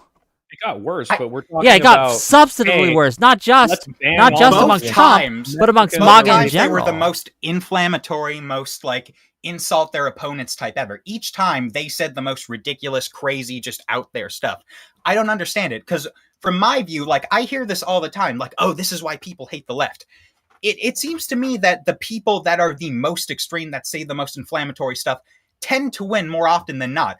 I don't think people turn away from the left because the left is mean to them. Hey, that's just demonstrably not true, though, sir. Right? Or ma'am. How? Tell me. Right? Like, I'm again, but we can look at I can be your mommy if you want. No, as long as you don't threaten to breastfeed me. I was on a debate last night. Someone threatened to breastfeed me. It was weird. Please don't do that. Well, I mean, they do have those pills now that let men like lactate. Yeah, it's not my thing. Okay, but regardless, we can look at because it's not just presidential elections. We have local elections. We have midterms. We have off-season elections, and by and large, MAGA won on 2024 on a fluke.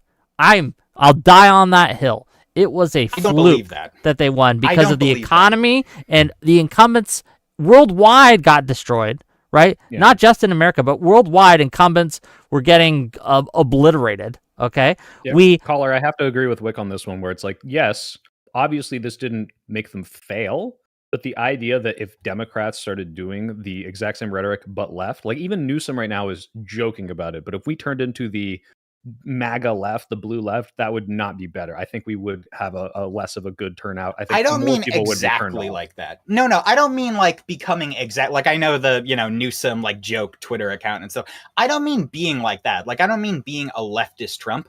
But what I mean by this is I just don't see the use in like policing what people on the left says when what people on the right say is 100% more extreme, 100% more inflammatory.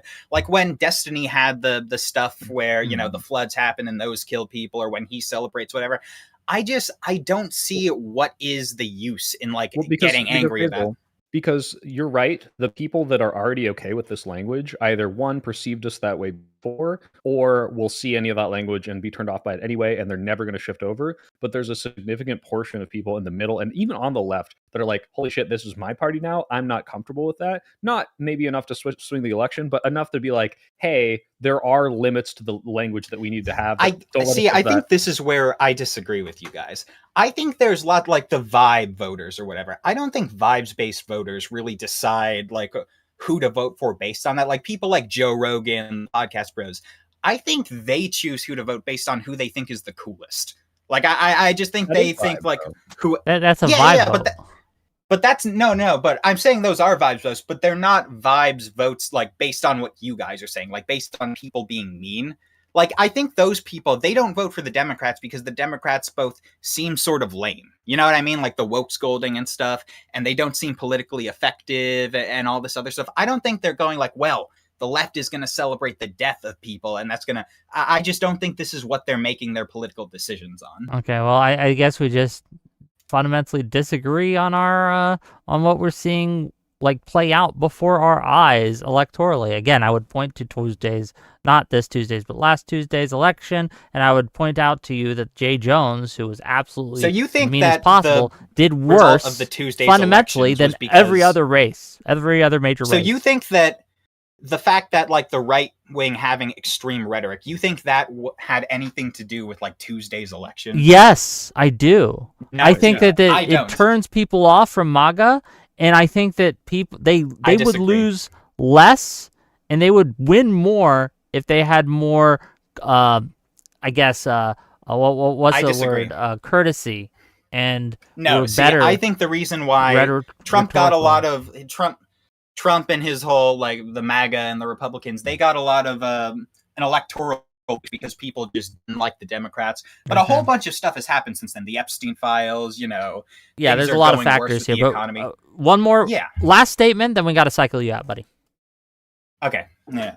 I guess I'm just not willing to play this game where it seems like people on the right are willing and both able and allowed to do whatever they want. Like, it feels like we're supposed to be the adults in this situation.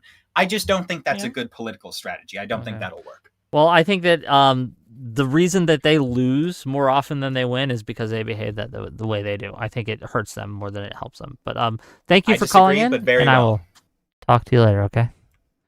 All right. Thanks. I'm sympathetic to a lot of that stuff, by the way. Well, thank you. Violet River. Hello. Hi. I would like to bring to mind something that Whick said a little earlier in this debate, where you were talking about the rhetoric that people were using in the Charlie Kirk memes, saying, there's people saying, I'm happy he got shot, and I'm happy that he suffered, and then Mr. Soy goes, no one's saying that he suffered. It seems like your issue is both one of framing and one of slippery slope. It's people framing the killing and the death and the political violence as a good thing, and that it's specifically going to lead to more. I think it will. I think if we normalize this kind of rhetoric, it will lead to more violence down the road, yes.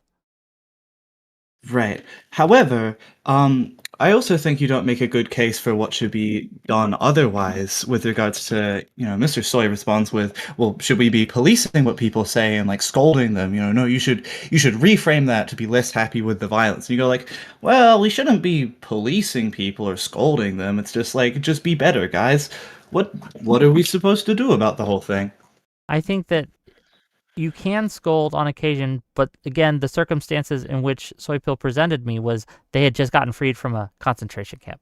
I think there's a time and a place for these things. That doesn't mean we never scold. It's never okay to say, hey, what you're doing is wrong. In fact, part of this debate is me turning to Soypill and turning to a lot of people saying, hey, the way you're behaving is incorrect and wrong, and you should Whick, start the timer, 1945. How long until you're allowed to scold the little Jewish boy? Okay, let's see. Carry the one, add the 7. You know what? It depends, right? I think that we can get a year after. Then if they're still on it about it, like, calm down. So yeah, 1973, little boy's grown up. He's recovering, and he's like, God, boy, I'm glad they killed that Hitler guy. And you're like, whoa, slow down there. That's going to make you maybe even as evil as Hitler himself. I think if my child, right, if I had a son, and he came to me and says, Dad, I'm glad that Hitler is dead, I think we would have a talk about this, yes. Mm-hmm. Yeah, the different things parents fear their children saying to them. I mean, you laugh, but we have a wealth of literature that, I want a motorcycle, and I'm glad Hitler's dead. I'm just saying that this is something that you need to talk to people about. Is like, hey, if you're celebrating death, I think it does make you a worse person. Yeah. Okay, so then you also argue that celebrating things that come directly of death implicitly do not have to celebrate death, right? Like, because it doesn't have to come from directly super from duper death. rape time, right, where you're getting molested every day, and then you celebrate that you're not getting molested anymore. Then you're implicitly celebrating the guy's death because it has to be like that. How do you make the severance? What's like the mental gymnastics to make that work? I think that, well, it's not mental gymnastics at all. Again, we can change how our thought pattern. Well, first of all, let me ask you: do you think that people can change how they think?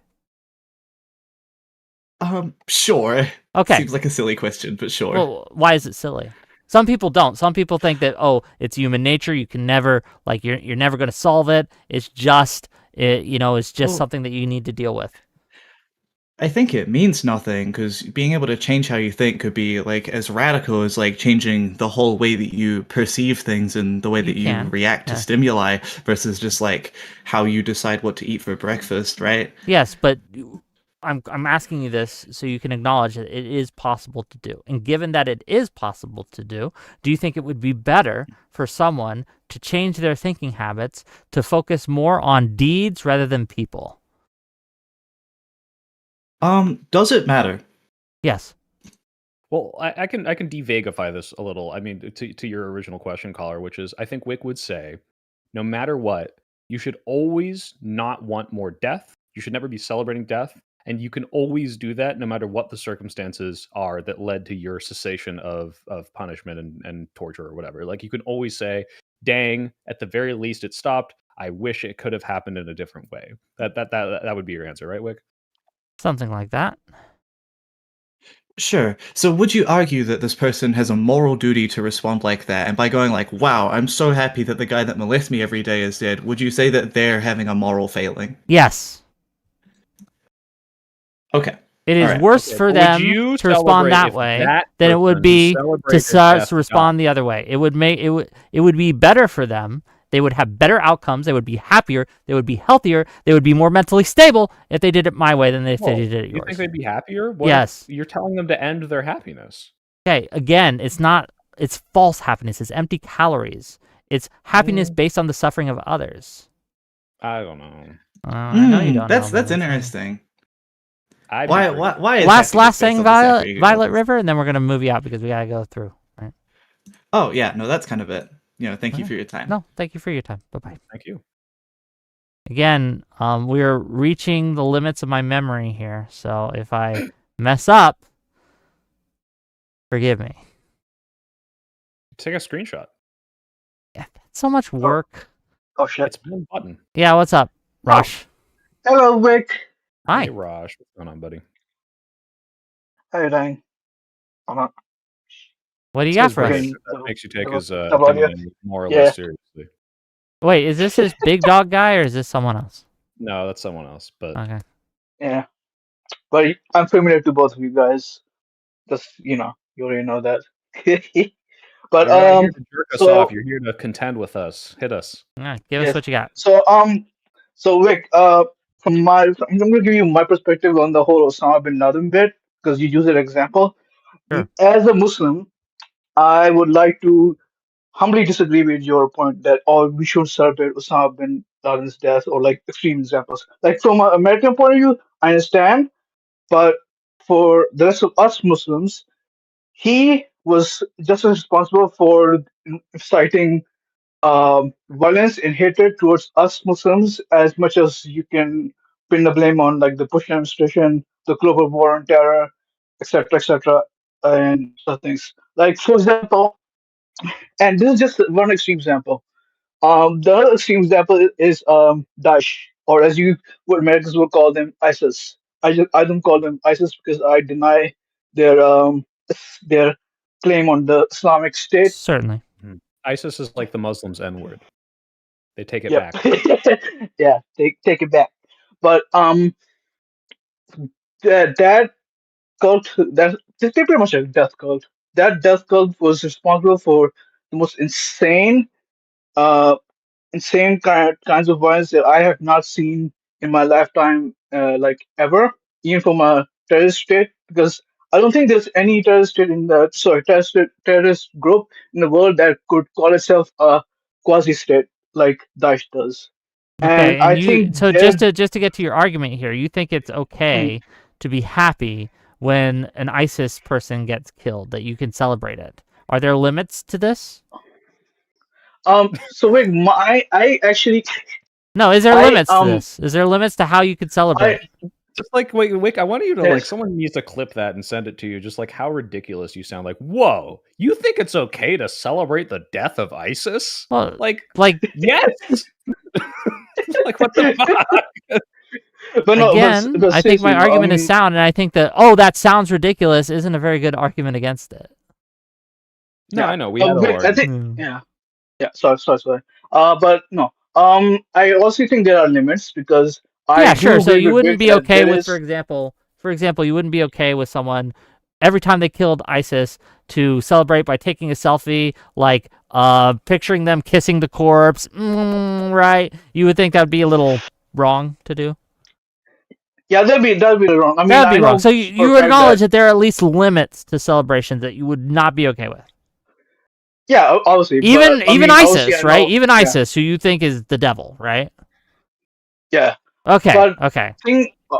So my argument, but just real quick, and I'll let you respond. But my argument Mhm. is that I think that any form of celebration is going to lead you to be a worse person. It's going to lead you to more hate. It's going to lead you to less empathy. And I think that Wick. you should Mhm. practice denying yourself of those bad emotions.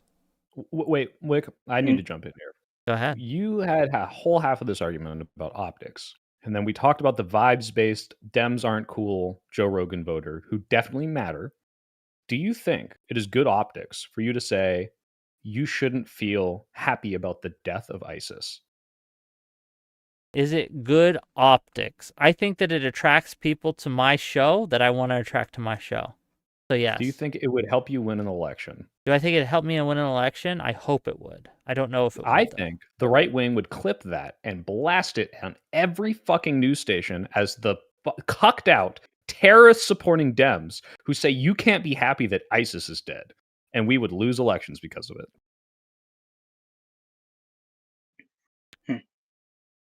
Let me consider. I think that I'm willing to take a hit because even politically on this, right? Because I think that in the long term, having these kinds of standards and stances will help us win more often consistently. Now, you may be correct. In this particular environment that we find ourselves in, it might be the wrong move. But I play the long I think we game. lose an election 20 years ago, too. Huh? No, I don't think that's true. You'd lose an election now, and you lose an election 20 years ago if that was your ISIS position that got blasted everywhere. I don't think so. I think that we can look at the difference between the Republicans and the Democrats and how they dealt with these things. And the Democrats were much less bloodthirsty than Republicans, and they won in Obama's case twice, right? And also we can look at 2006 and these but other you can't cases. call Obama less bloodthirsty and then say, "Oh yeah, because he was." Well, out look there at the saying you people. can't Look at the. celebrate ISIS because he was the one who killed Osama bin Laden and quasi celebrated that like announcement and was drone striking the fuck out of the Middle East and ISIS. So like that's not really congruent in my Yeah, opinion. but they did try to paint Obama as like weak and soft on terror and you too know how much empathetic, easier it and would have it been if didn't he said work. what you said? 100%, 1,000% easier, 1,000% easier to paint him that way. Disagree. Okay. Yeah. Is there I want yeah. the caller to respond, then we gotta cycle you out, buddy. Yeah, that's fine. What I was gonna say. Yeah. So Vic, I don't disagree that there's obviously gonna be limits, but the problem is that you think that empathy is like it's something that you have to practice. I mean, you have to practice in some capacity all the time, but at the same Yeah. time, you do not seem to recognize. The other thing, I don't think social brought us up is that you don't seem to recognize that certain types of people, especially these kind of people, like ISIS, like Daesh, etc., etc. These people take advantage of people's emotions and empathy for them in order to weaponize it for their own gain. Yeah, but So, don't you think they take advantage of people's hate too? I mean, obviously they do. That's also a big Okay. part of it. So Because yes, obviously yeah. any So emotion I they're would going to give try to a take advantage nuanced look. of, Yeah. but that doesn't make Yeah. the emotion that doesn't give the emotion something that is a negative or positive, right? We know they're going to take advantage of any emotion we feel, right? Hate, love, empathy, sympathy, derision, anything, right? And what you need to do is separate, like, you need to make yourself harder to manipulate, but that's a different conversation, right? Yeah, that's a different conversation entirely. But basically, what I'm trying to say is that you can have this emotion, but you have to be able to relate them. Okay. Because like Kratos said, you that anger you feel is like a tool, but you can get lost in it. So it should be like a tool that you use to either like motivate yourself, but you don't need to get lost in that type of emotion. Okay, well, And thank you for calling in, sir. And I do yep, appreciate you. Okay, you're buddy. welcome. Bye, Vic, see Rob. you on See you in Twitter. my I'm going to Twitter post replies. memes. Bye-bye.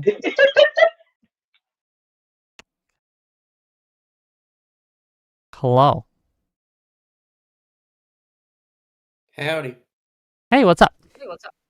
Nothing much. Just saw you talking. This is the first time from the Soypill chat. Oh, hi. Hi, Soy Pillar. What do you guys call yourselves? They're called Soypers. Soypers. Oh, yeah, that's right, because it's the Groypers, but it's Soypers. Yeah, okay. Hell yeah. So I see the debate is whether or not celebrating Charlie Kirk's death is good. Well, people in But I general. think we're But sort of missing We've already moved to is celebrating Hitler's death good. We don't even have to talk about Charlie Kirk.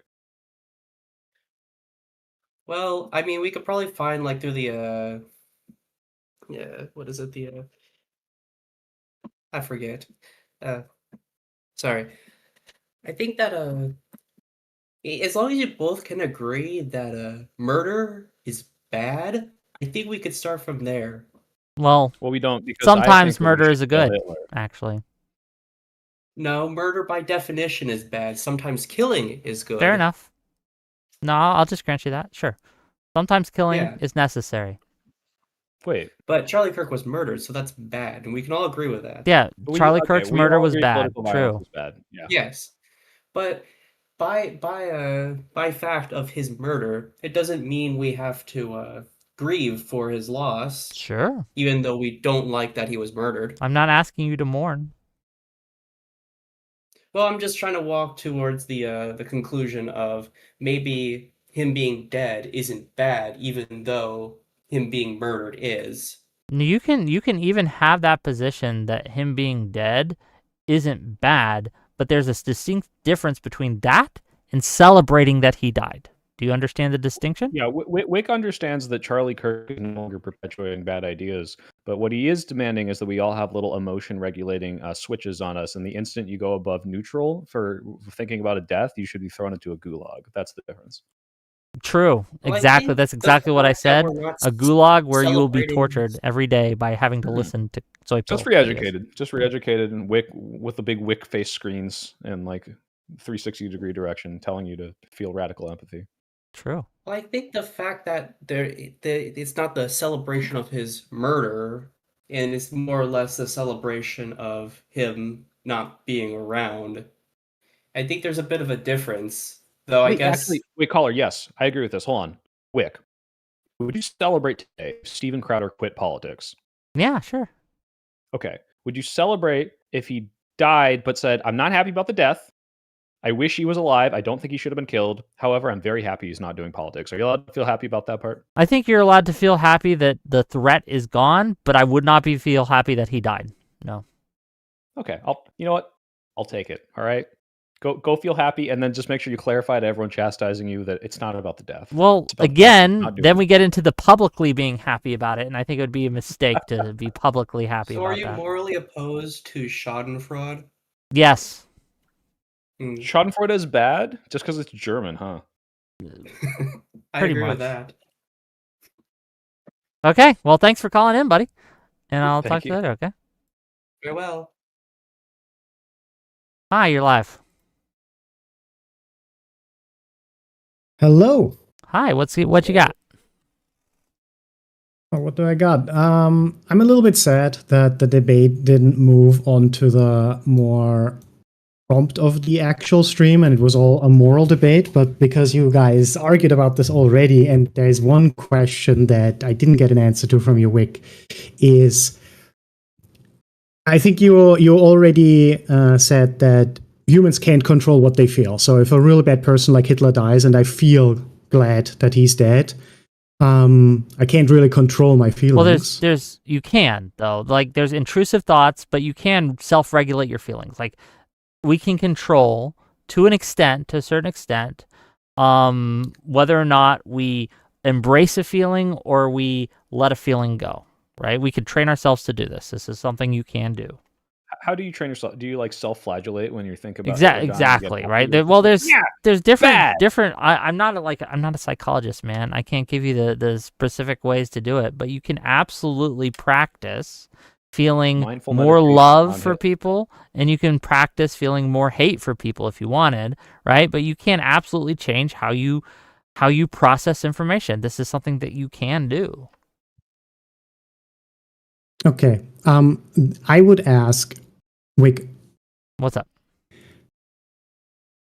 how much of a moral failing is it though? Is celebrating Hitler's death going to fester on my a soul scale of like sin, necrotic damage? Sure, on a scale of sin, it's probably very mild. Hitler, what percentage point is it?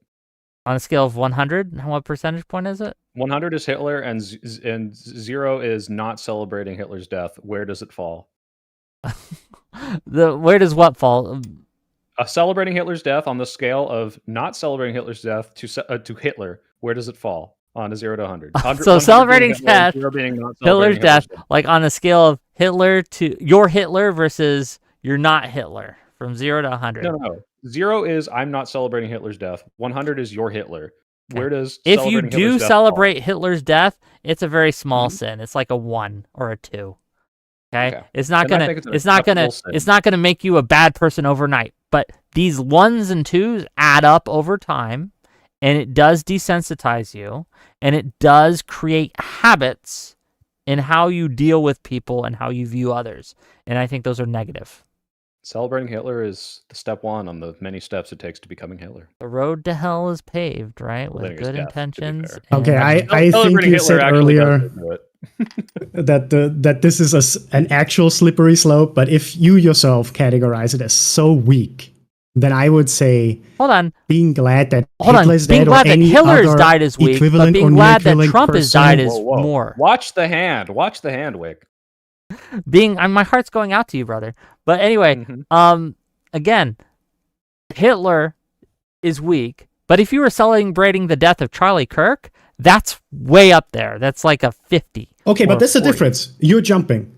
We're talking about the emotion that I feel when somebody who's really terrible dies, and you are then jumping to celebrating. We're still in the I'm feeling my feelings part. Okay, if you're just feeling it, then again, just having an emotion come up, it's how you deal with that emotion. Do you celebrate that emotion, or do you cast out that emotion?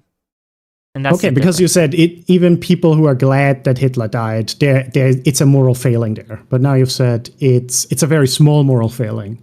So I would agree with that, because I think, just like you, I think caustic environments cause caustic people. If you do too many bad things, even as a joke, they turn into real beliefs over time. But I think this is such a tiny thing that the idea that it's a slippery slope that is going to lead me from being glad that dictators that commit mass murder are dead will lead me to celebrating my bad teacher got into a car accident. That is fallacious. That is just not true. Okay, I disagree with The you. I wet think that slope, if you it will. doesn't necessarily have to be true, but oftentimes we see it becomes true. I don't think Oftentimes? you have the Yes, evidence- I don't think you have the oftentimes we evidence see it becomes presented true. for that, Wick. I don't think you did. Don't think you presented us with that. Okay, I won't you take don't your think word I on it. presented I to you this refuse. again? Look at the current national politics and how abrasive and toxic it's become. It's because we've But you're implying in the that hatred of our enemies.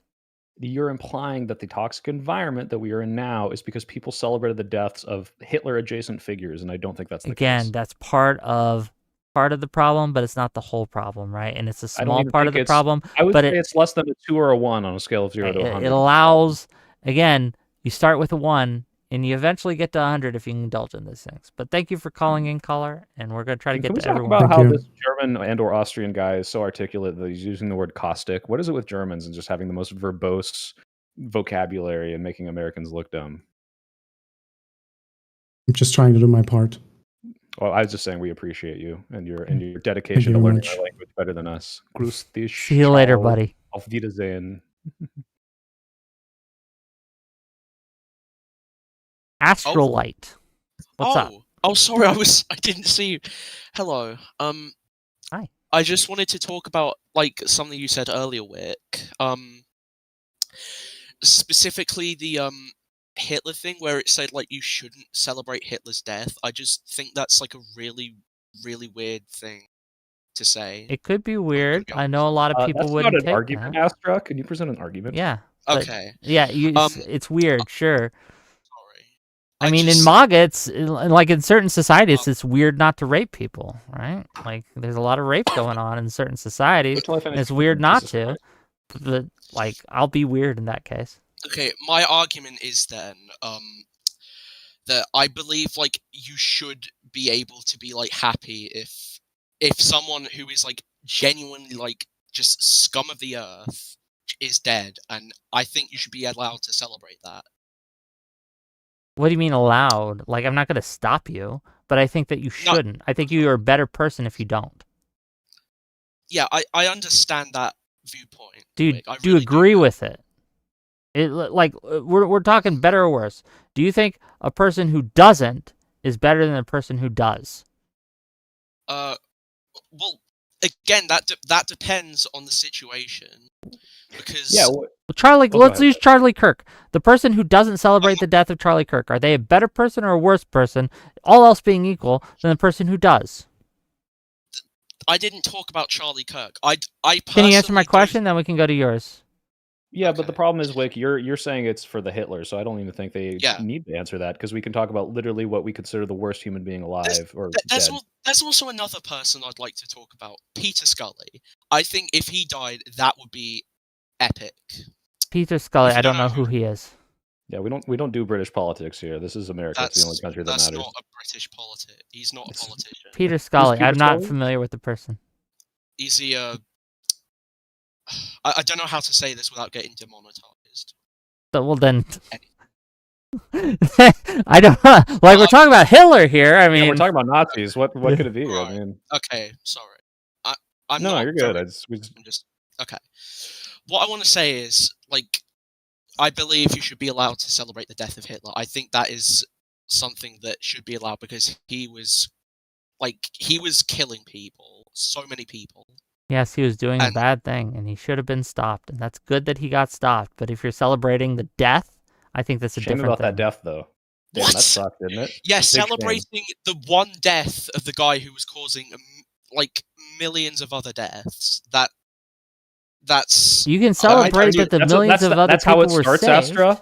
You celebrate Hitler's death, and then you wake up one day and you realize that you're Hitler now. It's just it's inevitable. It's a slippery It slope. happens, and we see this. You guys are mocking this, but we have again seen the dehumanization of huge groups of people by MAGA, and this is the same thought pattern. There is no difference. Your brain does not process it differently. The joy at the suffering of Hitler versus the joy at the suffering of a child. Your brain feels the same fucking joy. I think very differently about the situations. I think that I child don't think- is marginally, if not significantly, better than Hitler. Well, yeah, Depends on like, the child, right? I don't think any child is. What even about close baby to Hitler? Like, Would you 1% celebrate the of death of Hitler. baby Hitler? He hadn't killed anyone yet. No, what? No, second he turns 18, kill him. That's fine. But Okay, don't so kill him 17 and a baby. half, he's safe. No, fuck that.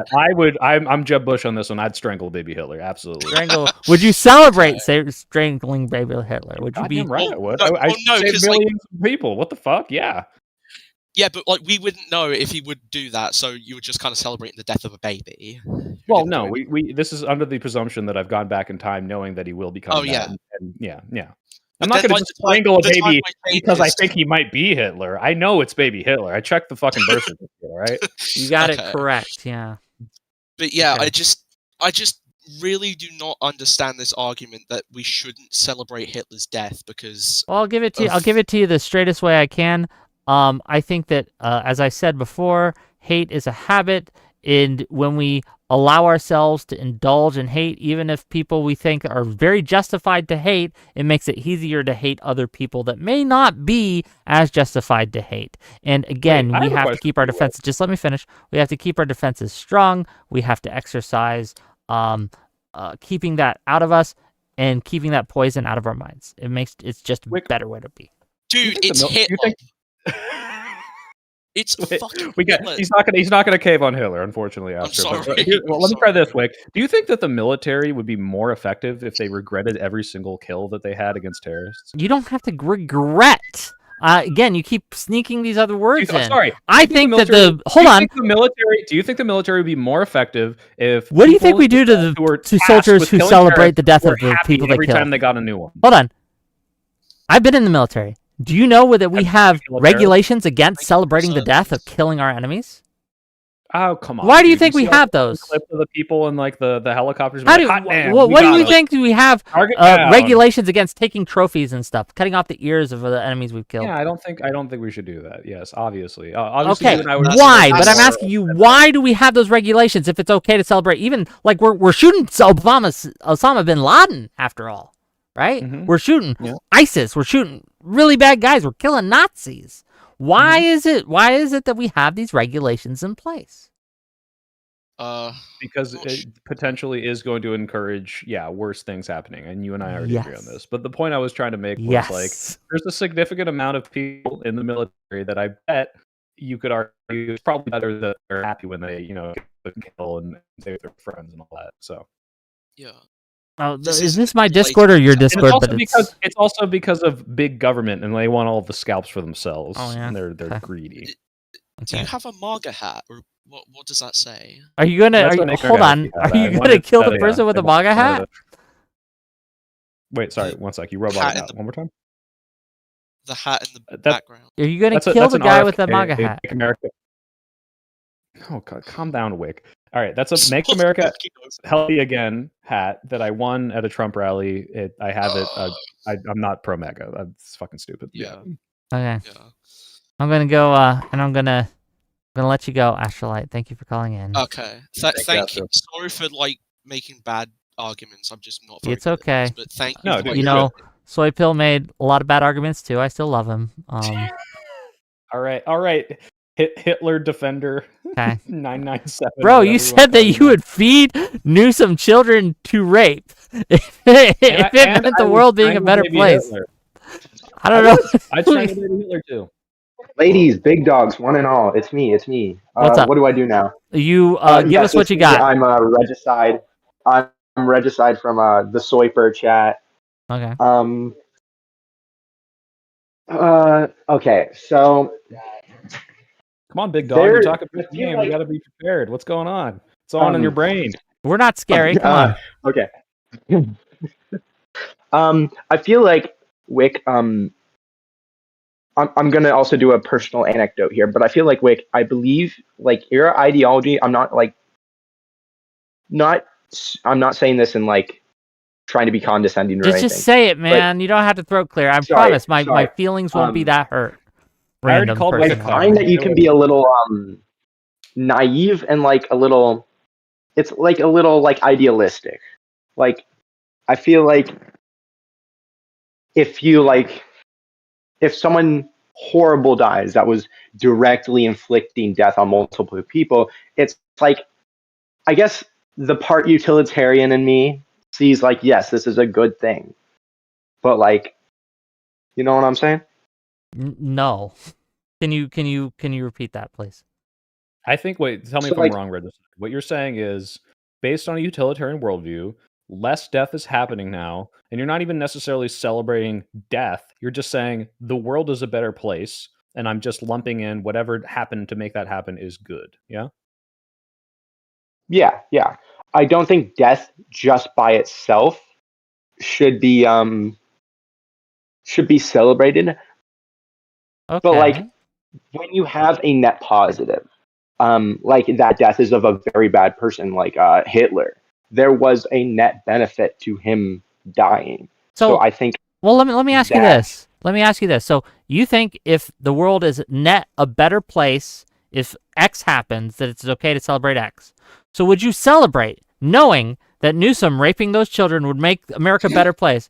Would you celebrate his raping of those children, knowing under the hypothetical that it's making the world a better place?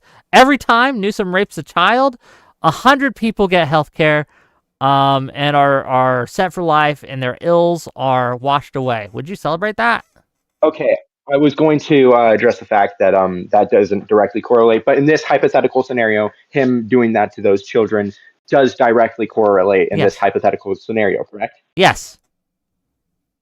In that world, I feel like I think that's no. Let him answer. Don't save him. Let him answer whether he would celebrate the fact that Newsom is raping those children.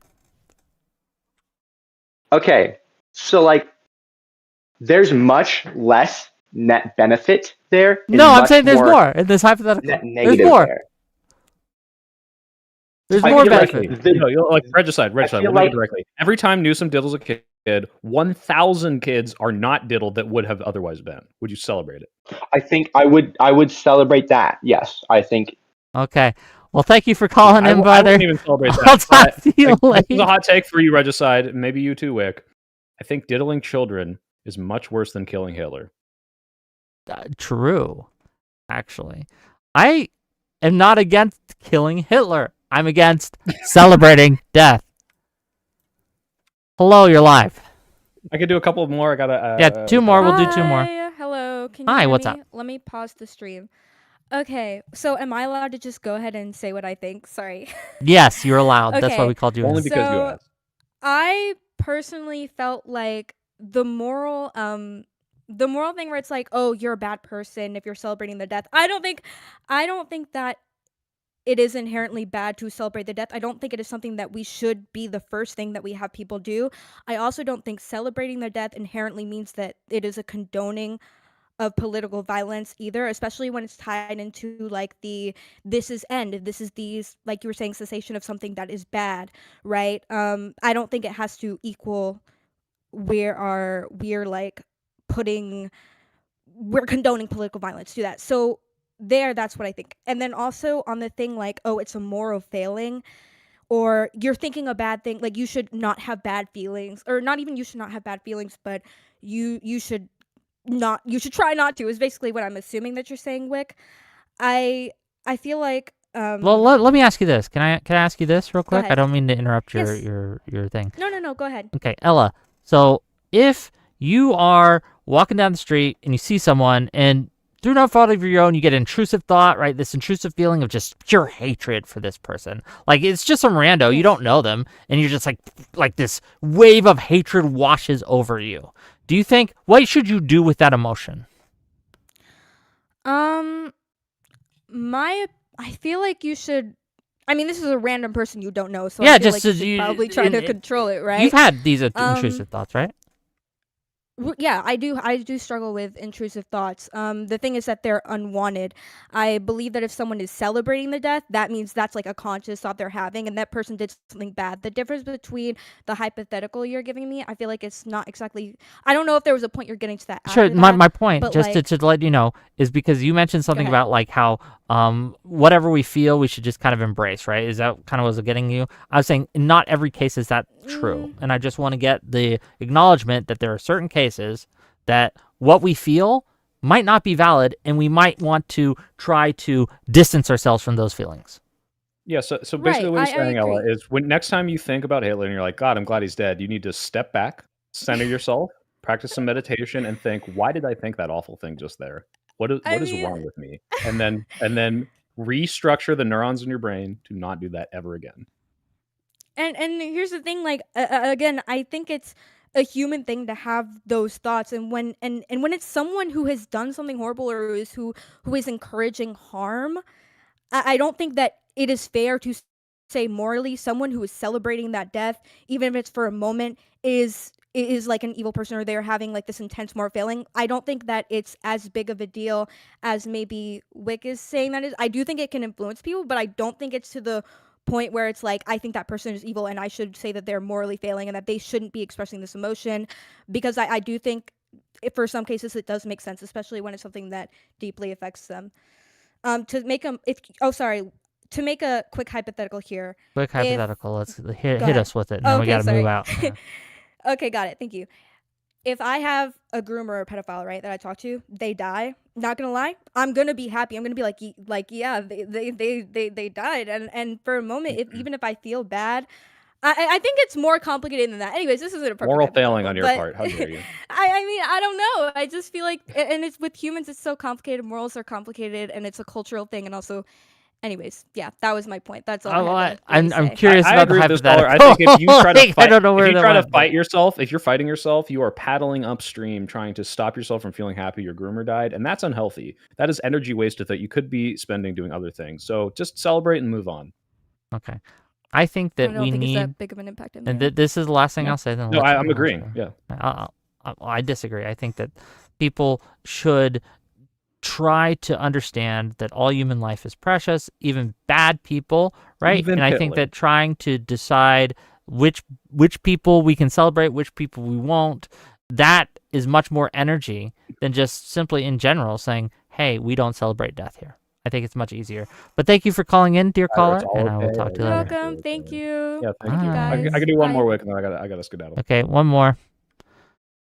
Who's the lucky one? Okay, Alish, what you got?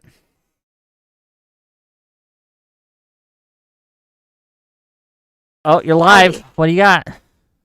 Yep, howdy. Can you hear me? Yes, what do you have? Fantastic. So, celebrating death in America, it's kind of like what America was established on. I mean, we literally advertise the death penalty and sensationalize I was about to say unaliving because I think I'm on TikTok. You're fine. You don't The need to. killing. Please don't poison my word. What? Language here. Yeah, you're good. You're good. Say whatever you want. Yeah, sorry. I keep forgetting I'm not on TikTok. Anyway, that we're actually killing actual criminals and we celebrate it. We advertise it. We put it on TV and we show them getting killed. Our own president, our lovely president, Donald Jeffrey, I know his middle name's not Jeffrey, Trump, said that Abu Bakr al-Baghdadi died like a dog. Al-Baghdadi died like a dog. And he celebrated it, right? Our entire culture is built off the back of winning wars. Do you Is think it not? that's good or bad or neutral? Do I think it's it's not good or bad.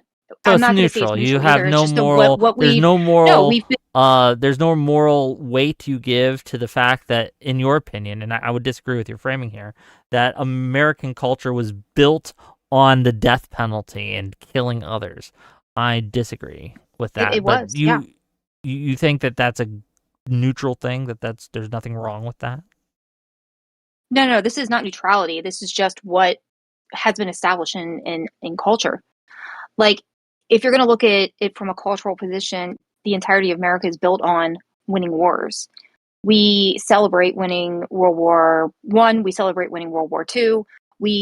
In the wars that we didn't win, like, for example, the Korean and the Vietnam War, we pretend like it never happened. We pretend like we won, right? We don't acknowledge the fact that we caused undue harm to people through Agent Orange, I think. Yeah, that was bad that we did that. Though. It was bad, yeah. But Yeah, we shouldn't don't ever do acknowledge that it was bad. No, we shouldn't, but we don't acknowledge it.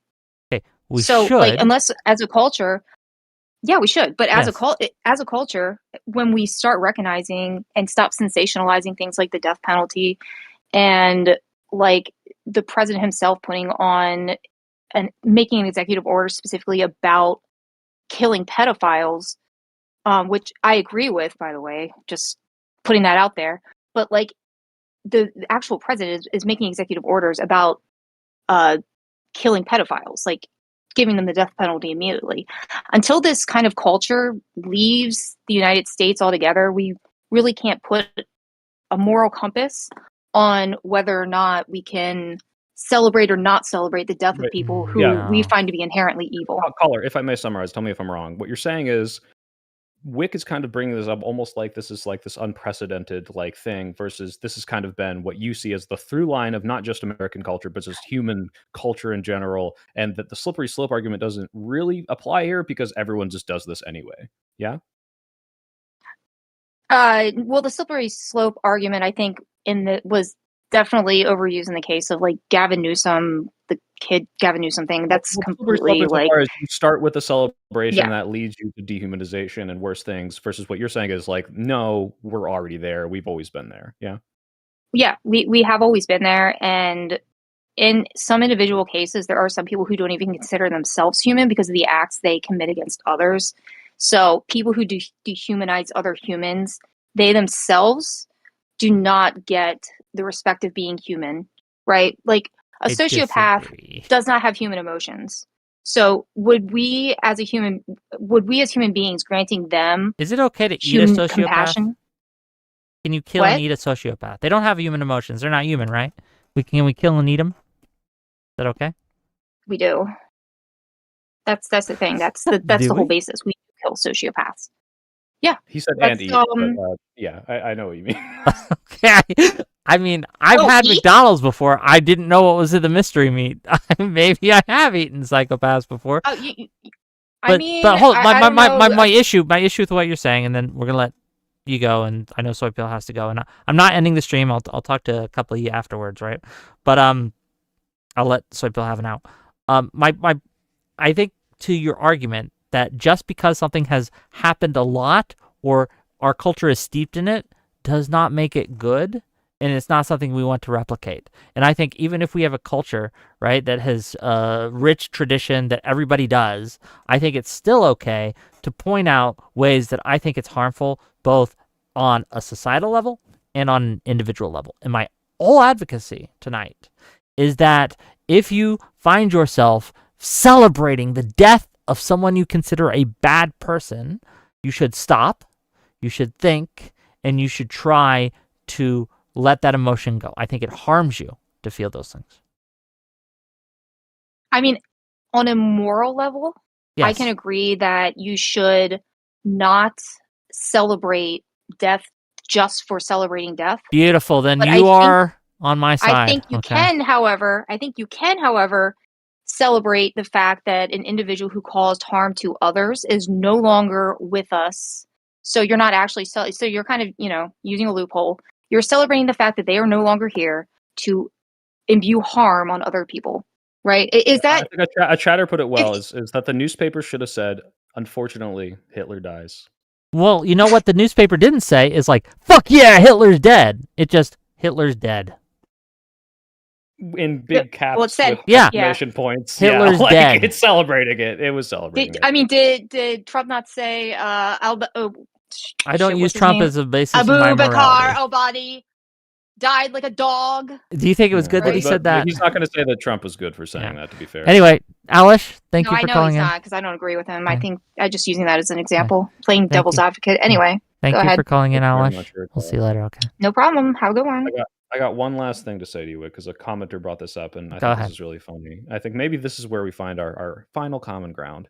What is worse, celebrating the death of a bad person, or taking the death of someone in your political movement and using it to spread your vitriolic propaganda, a la TPUSA? That was worse. Yes. Hell what yeah. TPUSA did High to five me, weaponize the death. big dog. High five me, big dog. No, a little left. No, you can't look at the camera. Come on, Whick. No, that's a Hitler salute. No, There you go. Close enough. All right, cool. Okay, We we agree on did that, and I appreciate. Thank you for calling in. Where can people find you? I'm the Soypill. I'm the Soypill on YouTube. I think my internet connection no longer is stable enough to stream on Twitch and Twitter at the same time, so it's just YouTube, which is fine because that's where all the cool people are. Okay. Check me out there. I do video essays. I celebrate. No, sometimes I celebrate death. It depends on who it is. But yeah, and go subscribe to Whick, guys. He's woefully undersubscribed to for some reason. Yeah, I'll talk to you later, buddy. No, I appreciate you. I'll see you later, buddy. All right. Bye. Okay. Let me read some of these super chats. Okay. Did you guys like the content? Did you guys enjoy the show? Let me get some of these super chats. I've been slacking a little bit, and I apologize for that. Here we go. It says for $5 from Sarcastic Warlock. Says, I love you, Whick. I'll fund you, and you know it. But you don't give us a fair shake. Just remember that the right doesn't represent the true right. Sarcastic Warlock, I don't know what you are. It seems like if you were thinking Trump is a leftist, you're probably way more right than I am. I'm not going to kick you out of my chat, right? I'm not going to scold you. I don't know your beliefs. But I'm pretty sure we're not on the same team. But that's okay. That's okay. Thank you for the $5. $5 from Fallen to say the reality is Republicans can be much meaner than Democrats and never suffer a single consequence. As a Democrat, it is exhausting. This idea, and I think that's just wrong, that Republicans never suffer consequences for being mean or hateful doesn't bear out in reality. I think we could see in the electoral results of Tuesday, right, especially, that they have, again, in part because of their rhetoric, suffered political consequences for this.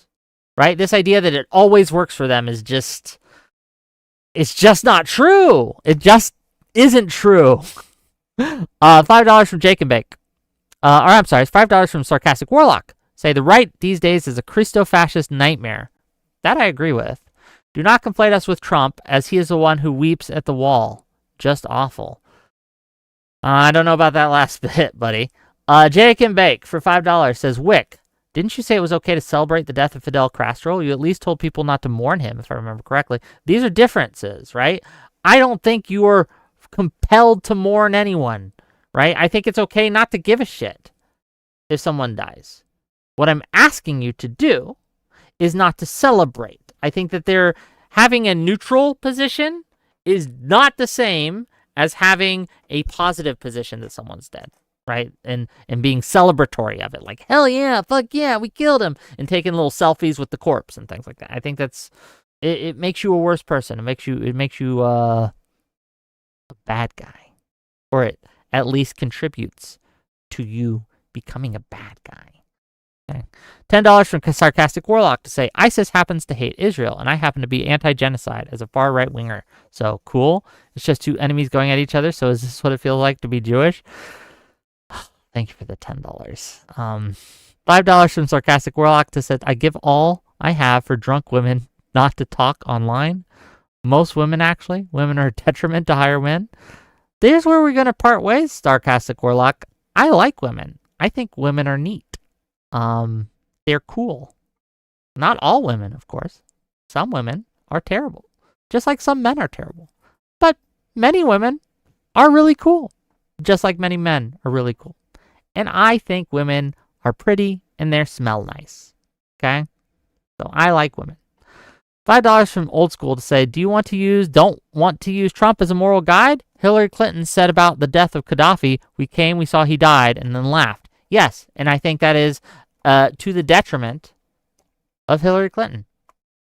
I don't know what you wanted to tell me there. Like, I'm not going to change my answer just because a Democrat does it. I don't know what you think's going to happen here. Okay. Is there anything else anyone has for me? Did you guys enjoy the show? Sarcastic Warlock. Do you want to call in, Sarcastic Warlock? Do you want to come on the show just to say hi for a minute? $5 from Sarcastic Warlock says, Whick, you're desperate to not see me as you. Deal with it. We are different people. This is true. I don't know if I'm desperate for it. What do we got coming up? Tomorrow at 9 p.m. Eastern. Okay. What do we got? We're going to have, I know it's a little later than normal. We're going to have Counterpoints. We're going to have Ryan Mullally. We're going to have Lactoid.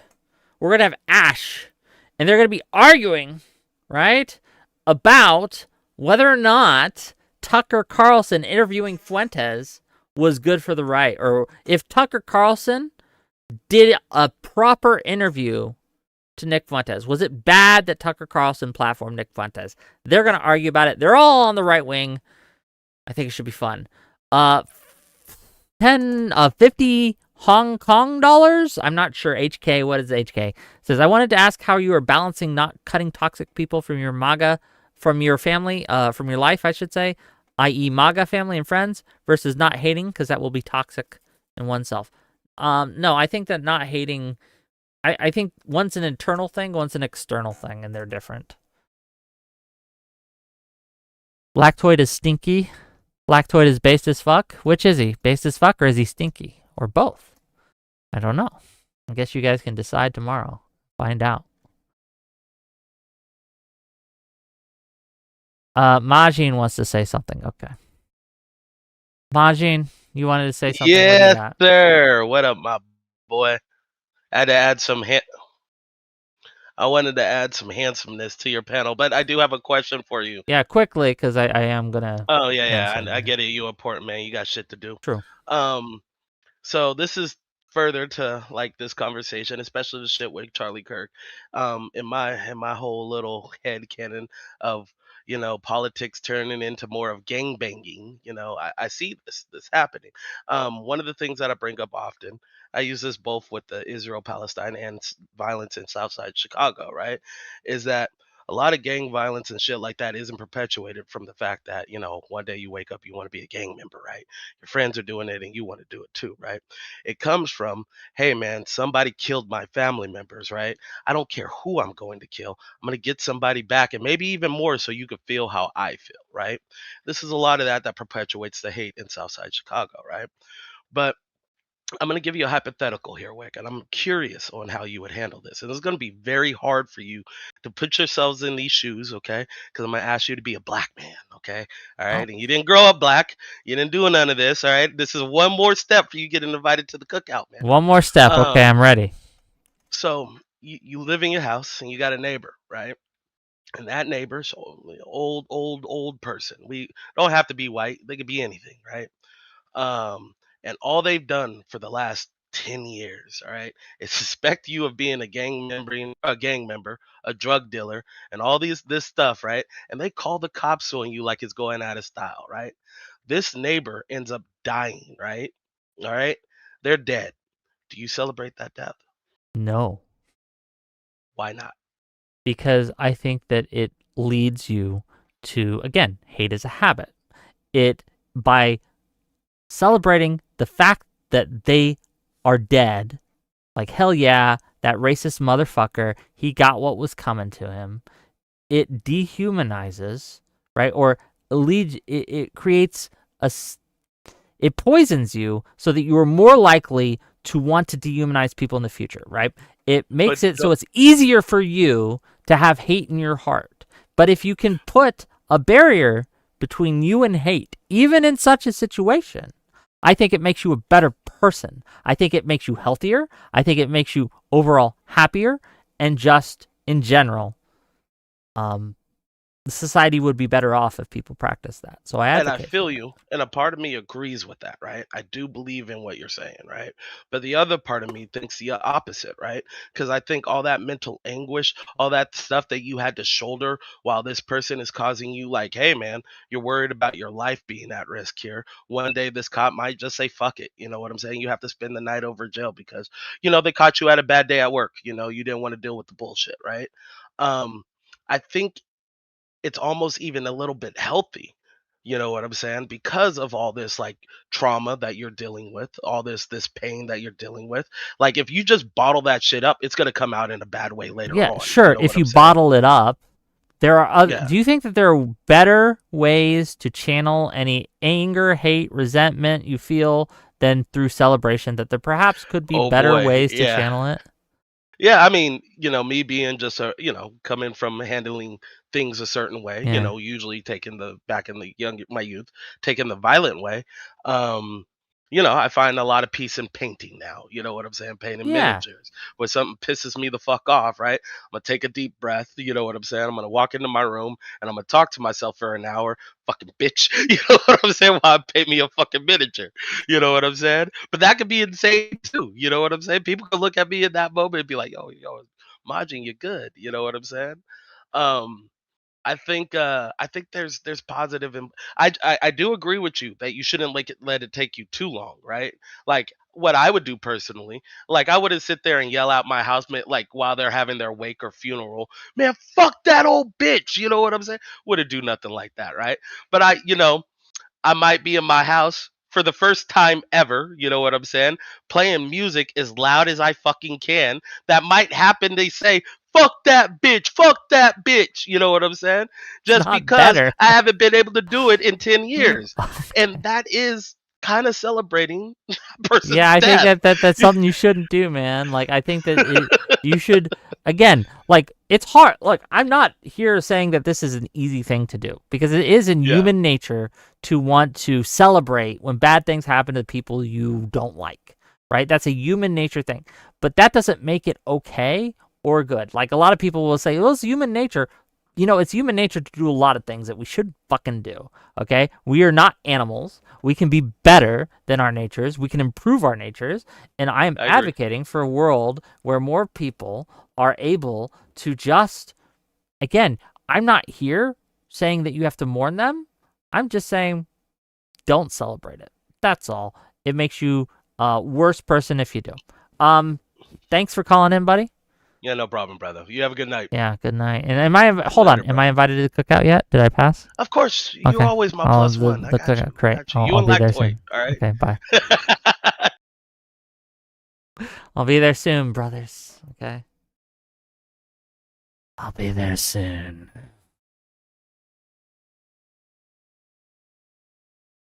Okay. Anything else?